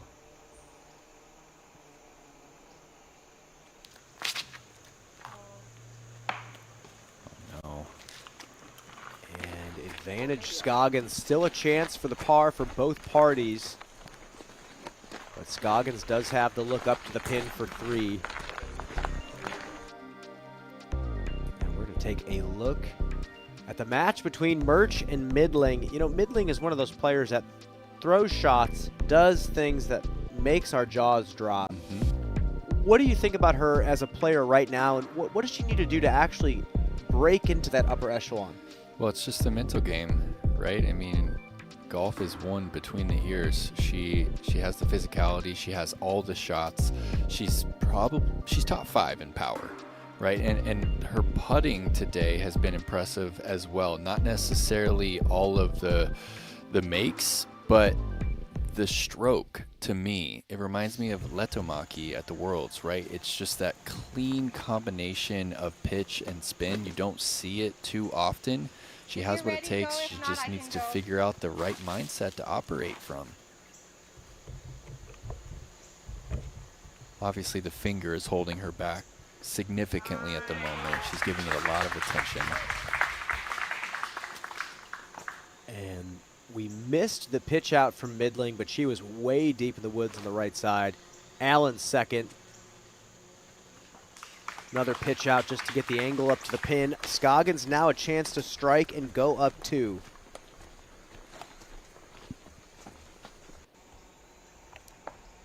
And just a moment ago, little crafty thumber out to the fairway. Staying alive. And here is the third from Midling. And that will likely be the match. Murch just needs to hit the fairway, get up to a chance to lay up. And that should be game over. You know what? Great match from Kat Murch. A couple of slip-ups, but lots to talk about there. Scoggins' chance. Yeah, she would have liked to stretch out to the right, but that dead tree right in front of her forces this. That's 25 feet to go up 2.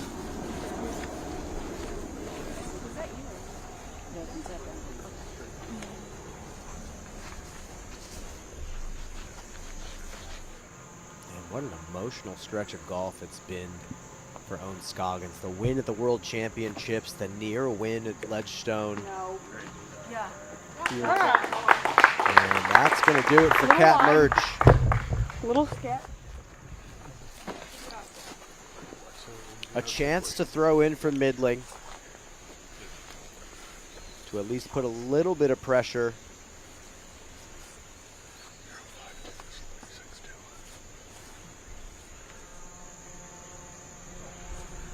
Katrina from some tough footing gets herself inside circle 1. Owen has a chance to go up 2.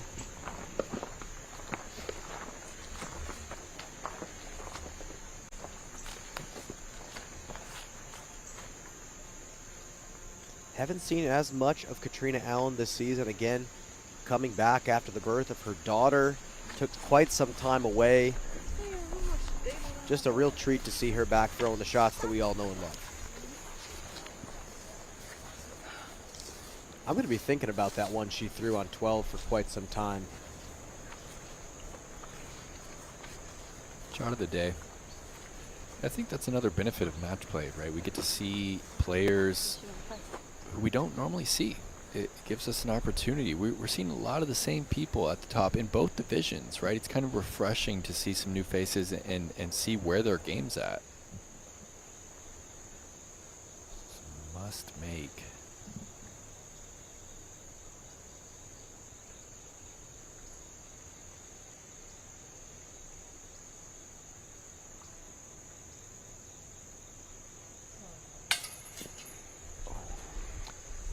And that is going to be a win for Scoggins. She can lay up if she wants, or she can take the putting practice.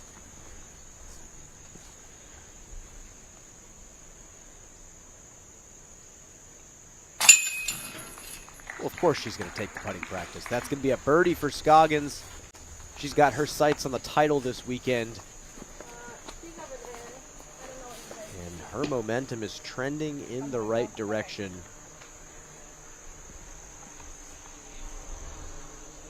And this is for the win. Kat Merch takes it. She gets 3 points for the win and a big point differential. 4 shots over Eliezer Midland.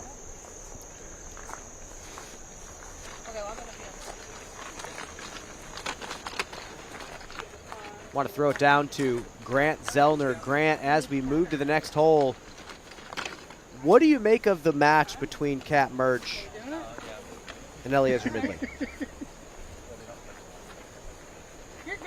Well, we certainly saw Kat doing some things that maybe we didn't expect to see, at least in terms of frequency, going to that forehand with so much consistency and a lot of confidence, and I think that boded really well for her, especially the way that she was able to use it at times to recover from shots that were a little off. And of course, Ellie not having a great day, but part of this game is taking advantage of an opponent that's not quite on their game, and that's exactly what Kat did while keeping a great attitude with the car. I thought it was a really great, fun day to watch. Take a look at some highlights of Kat Merch, just showing off the forehand and all different types. Power sidearms off the tee, hyzer flips from the fairway, touch shots with different speeds. Year after year becoming more and more of that great player with both spins. Yeah, intuitive putt right there on the 10th. That is a touchy flick right there. But she kind of did the fadeaway on that one on 11. Well, that's the kind of body English that helps you take speed off the disc, and that's the kind of stuff you don't get to teach somebody. That's just learning your disc, learning your body, and that is the updated points after the Kat Merch win. And Grant Zellner on the ground. He is with Kat Merch. Grant, take it away. Figure out if you have more fun while playing or after playing, talking about the fact that you were playing. But that was a great display out there, especially going to that forehand over and over. We were talking about it all morning long. Why has that become such a force in your game? With the forehand? Well, when I first started playing disc golf, I was predominantly sidearm, and then I ripped a muscle in my rotator cuff when I was like 16. So I've been slowly bringing it back and getting more confidence with it, and I know how deadly I can be with it when it's on, so I just need to keep refining that part of my game. It's just a one-round event, but the season is a grind. Tell us about how important it is to celebrate victories like this morning's in the midst of a long season. Well, I mean, it's easy to get down on yourself pretty much when you're not winning like the tournaments and stuff. So these little victories, they do mean something, and it's important to celebrate yourself because this is an individualistic sport. it's you. Of course, you have your sponsors and stuff, but you're playing against 40, 50-something women every weekend, and it is literally just you. So when you do have these, these highs, you really need to ride that and honor yourself and take care of yourself and celebrate yourself, because it is you. Did you learn anything out there today playing with a little bit of pressure that you can take into the weekend? Yeah, I need to definitely hammer a couple things down the fairway on like 2 or 3 holes, but I feel pretty solid. We'll see how the weekend goes. It'll be good. It'll be good. Well, congratulations on this win. You got the points in your favor. Best of luck as the Match Play Championship rolls on. Thank you. Thank you so much. Back to you guys. Thank you, Grant. Always wonderful words from Kat Mertz. She is such a goof on camera. She's such an entertainer, but really there's somebody who cares deeply about what she does, and she loves this game and the community of people around it. We've seen her for quite some time. Great win. Nate, any other comments about the match? Yeah, Ellie Ezra struggled there in the early goings, was unable to find the putt, got a little wild, found some OB early, but came back and had some respectable holes, won a couple on Kat there on 9 and 13. Really hope that her finger heals up. And honestly, Kat Mertz is, probably one of the top 5 favorites heading into the stroke play event starting tomorrow morning. Calm day out there on the 16th. Wind picking up a tiny bit. Yeah, a little tailwind left to right.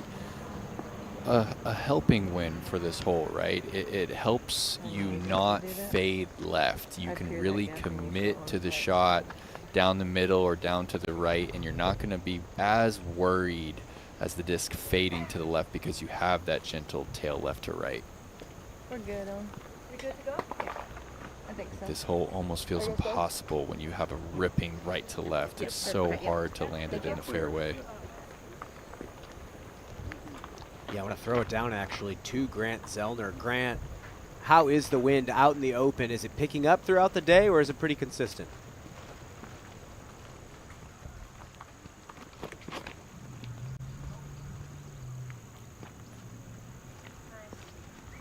Thank you. Have a good day.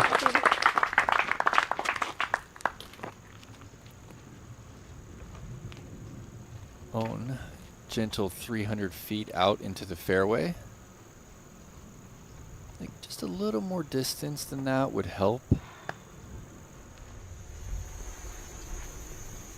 Something causing Katrina to reset here.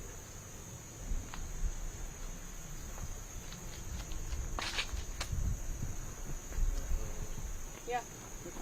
Didn't quite get it up flat, but no risk of finding OB left.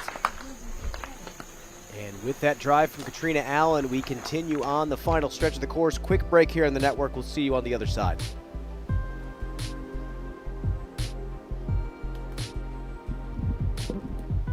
Dynamic disc has meant everything to me. And when I made the decision to come back, I knew I had to make it big. Give the fans something they want, something they won't ever forget. If I'm coming back, I've got to do it right. Bobby, What? what are you doing? Nothing. Just doing a little brainstorming. You know what we should bring back? We should bring back the disc golf answer man.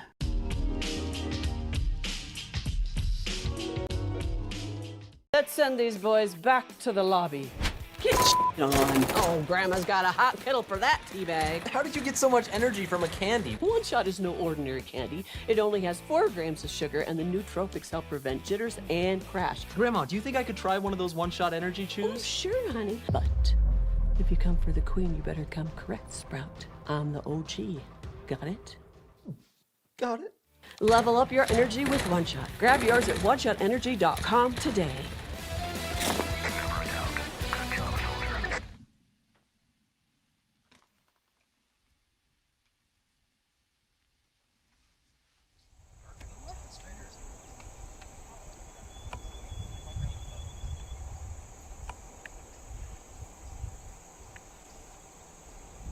If you guys recall, we're trying to get to the edge of the hill right here so she can see the basket on her third. Oh, she's gonna land right on it. Yeah, she might be able to see it from right there. A couple of 300-foot hyzers there for Scoggins. Talking about whether or not she'll have the forehand down the hill. Look at the way that Katrina sets up this steep hyzer. Typically she doesn't release it with that much hyzer. She's going to try and get it back up to flat across the swing plane. And you see, it never got to flat, but it was never as steep as the lineup, right? It's an old school routine there. Right over that hill. And they are both going to be towards the top of that hill, looking down at the tiny, tiny green on the 16th. We're walking up. We got Grant Zellner now. Grant, talk to us about the win.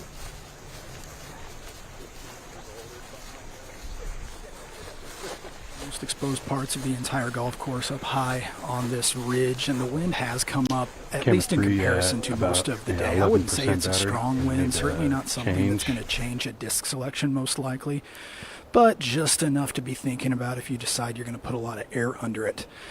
We should duck back into the woods here in a moment, and then the wind once again will cease to be a factor.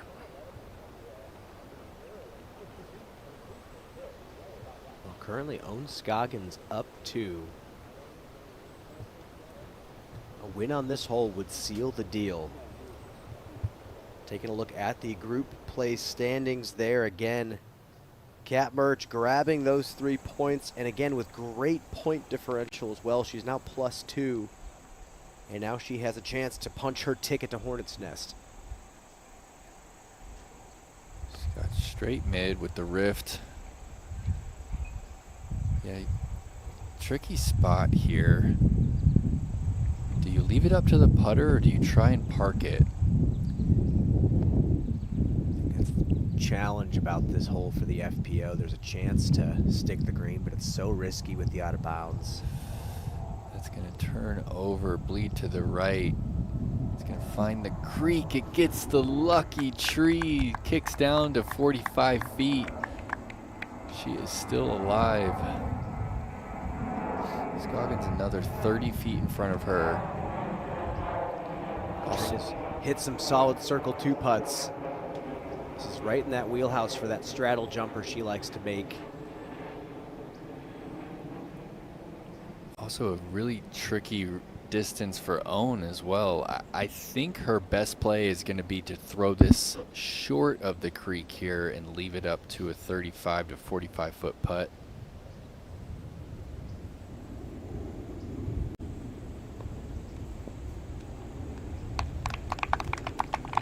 Own is going to stick it to late circle 2. That's going to be a tricky putt. She does have a little bit more of the green to work with the angle.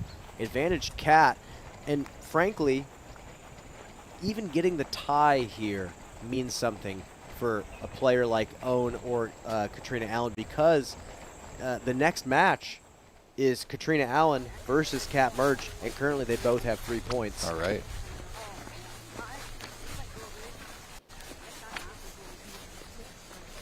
There's a lot riding for this entire group on these putts right here.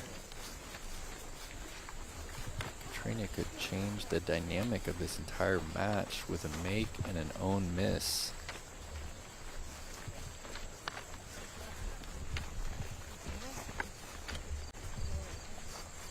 Yeah, it feels like the kind of green, unless you're within a putter shot or a mid, running the green itself doesn't feel that favorable.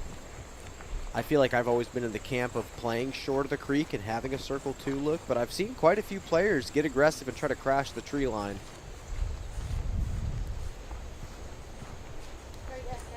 I was always in a good spot because I could throw it as far as I could, and it could never get to the creek, so it's like short of the creek. And this is huge from Own.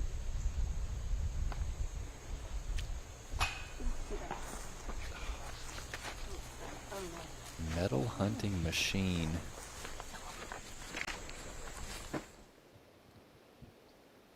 Yeah, that's 3 metal hits, solid metal hits from circle 2. Oh, it hits a disc on top of the basket. Unfortunate. That happens from time to time during practice days on the Disc Golf Pro Tour. Instead of turning it, a lot of times you'll just leave it on top of the basket. This is to win.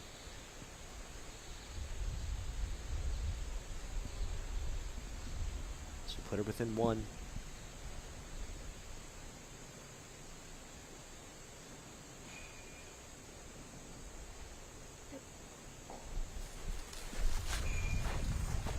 And outside the bullseye, about 20 feet. Katrina's been pretty solid from that range. See how far Owen skipped. I'm safe, Cap. It's me. Look a little bit further. In a similar range, just outside the bullseye. This should be no problem for both of them. We've weirdly, this season, seen Owen miss from this range before. Certainly have. Not this time. Par for Owen, chance for par for Katrina. And we will enter a dormy situation.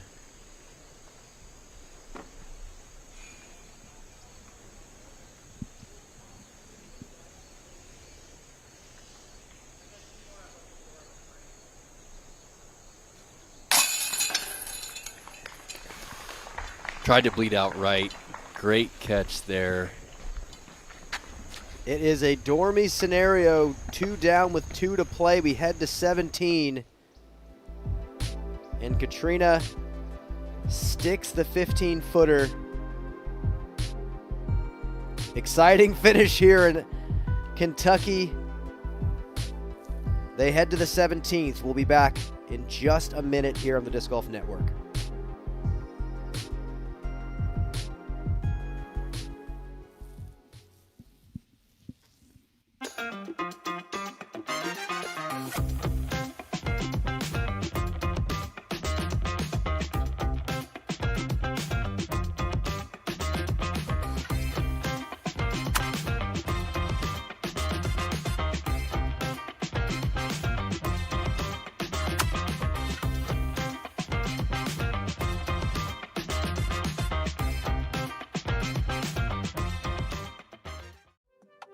You play disc golf long enough, you can relate to this experience.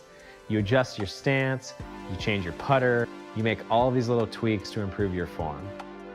But at the end of the day, sometimes you just have to go back to fundamentals. That's exactly what we did with the Octothorpe. More stable, more refined, more features for the modern disc golfer. This is the Octothorpe reimagined.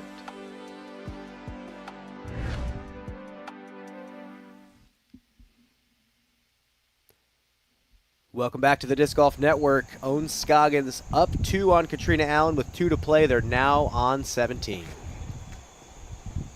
Remember, if you're throwing the forehand, the play is over here on that right side. You're not trying to park the hole. That's exactly what you're trying to do right there. Not trying to get up on the turf, trying to play the high side right. Owen is just inside the circle. This hole has been controversial, and I think the best way. Yeah. Over the course of this course's lifespan. Winding OB Creek all through the hole. Cat going backhand. Probably straight in the creek. Needs to get legs. Cool. Oh. All right, good That's job. a red flag, and that is essentially the match. She's going to have to throw that in. I'll try to make it. And Owen would have to miss that C1 yeah, but look. then you can still lay Knowing up. Owen, she's going to take that putt. Yeah. I don't think she's going to lay up. Regardless. And she might kick off the basket and Sure. go out of bounds. Sure. Owen wants a good match. I know Kat wants a good match as well. I don't think we're going to see a layup from either of these players, but we'll see what Katrina tries to do, how aggressive she wants to be. She has no choice at this point. Hit a fantastic circle 2 putt to save the par on 4. Sorry, 5.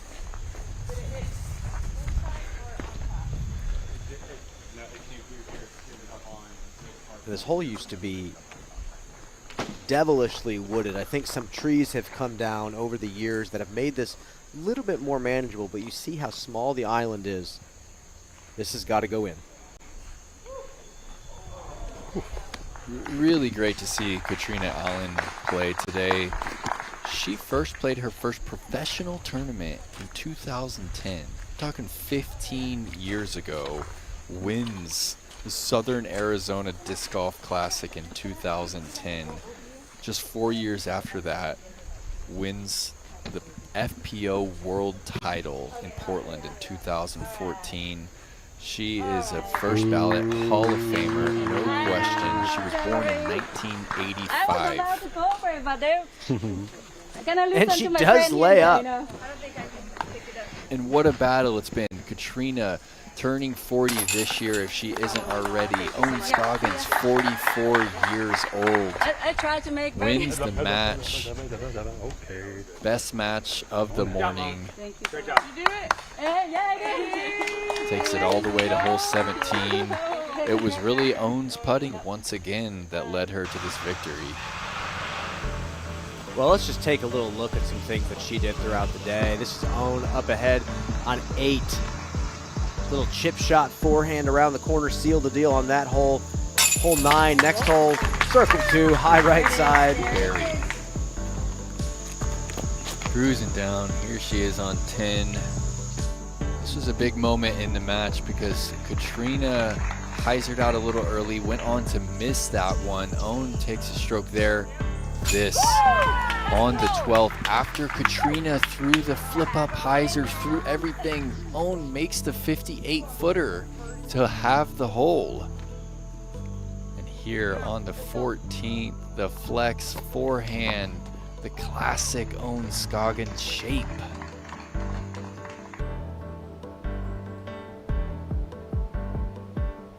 And that is going to do it for your FPO division. For week 5 of 6 of the regular season of the Match Play Series, we are going to throw it down to Grant Zellner one last time. Grant, what do you have for us?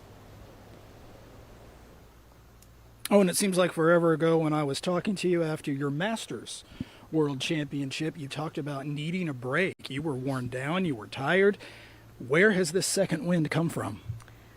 I don't know. I think something with spicy, like eat too much chili, I think. And that just wake me up. Like, I don't know. On that time, I kind of burned out a little bit. And then when I took like almost 3 months off to go visit my family, and then it charged my battery. That's why I was like, but why not? Just try it again. Yeah. On a day like this, when things are so casual and fun, where do you find that competitive fire to go out and still take the victory? I don't know.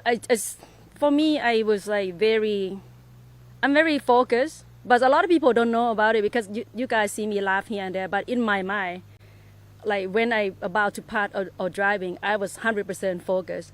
But after that, I'm probably like I feel like I practice this course every year. I know a lot of ankle, and then also this year I have some new throw, new siam, like hyzer, so I don't have that last year. So it's feeling good this year, yeah. You have a Masters World title. You have a professional world title. What goals are out in front of you still for the 2025 season?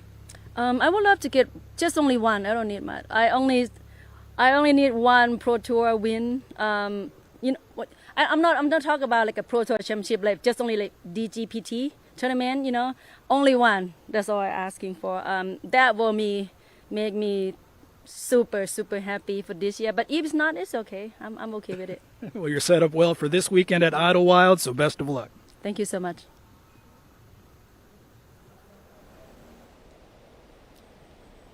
Well, that is going to do it for your FPO division. Owen Scoggins takes 3 more points on Katrina Allen, and that creates a very interesting scenario. Cat Merge, Katrina Allen playing at the GMC for the final week of the Match Play Series regular season, and they are going to be battling for that second spot to punch their ticket to the championship at the end of the year at Hornets Nest. And we are going to wrap up the morning, bring it back into the DGN booth. Brian Earhart, Nate Perkins, what a day already. Highlights across the board. What do you make of the morning? Well, I've never had a chili from Laos. I've had the chilies down in Vietnam and Thailand, but I think I need to try that chili in Owen's home country of Laos because it sparked her to find some more charge and win a world title. And She looked great today. She's a national treasure, right? There's a couple people that we need to protect at all costs in our sport, and Scoggins is absolutely one of them. She said that chili was the reason why she started playing better with a straight face. Yeah. But really, I think it's the resilience. Yes, she can feel burnt out, but she takes her job very seriously as a disc golfer and puts the work in. And we were talking about this at the World Championships.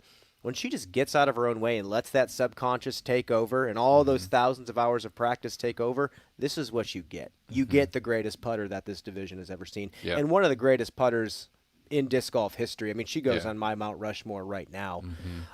Nate, any final thoughts before we close out the day? Well, I've said it a lot. I said it earlier in the broadcast, but I think when our sport gets that mainstream recognition, Scoggins is going to be one of the driving forces of that, because what she's doing at the age of 44, she's won 5 Masters world titles, and in the same year wins the Masters and the Pro world title. That's just not something that I've ever really heard of in any other sport. So she really is one of our most coveted athletes, and she's one of the most entertaining athletes. And again, today she delivered with the putter to take down a veteran and a first ballot Hall of Famer in Katrina Allen. Well, more than likely punched her ticket. She's got one more week left. Nate, shot of the day before we close out. I think they're both on the same hole. It's between Owen's 58-foot putt on 12 and Katrina's approach on 12, that inside-out hyzer flip that drifted late to park the hole. That's my pick. Let's run it.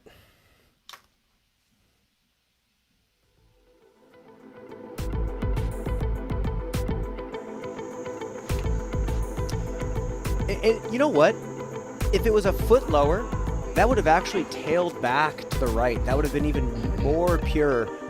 What a gorgeous shot from one of the most technical players this division has ever seen. And she left the back foot, right? It's just classic full momentum into the brace legs, similar to a player like Evelina Solin. You just don't and can't teach a shot like that. That is 15 years of experience throwing discs that understable with that much confidence.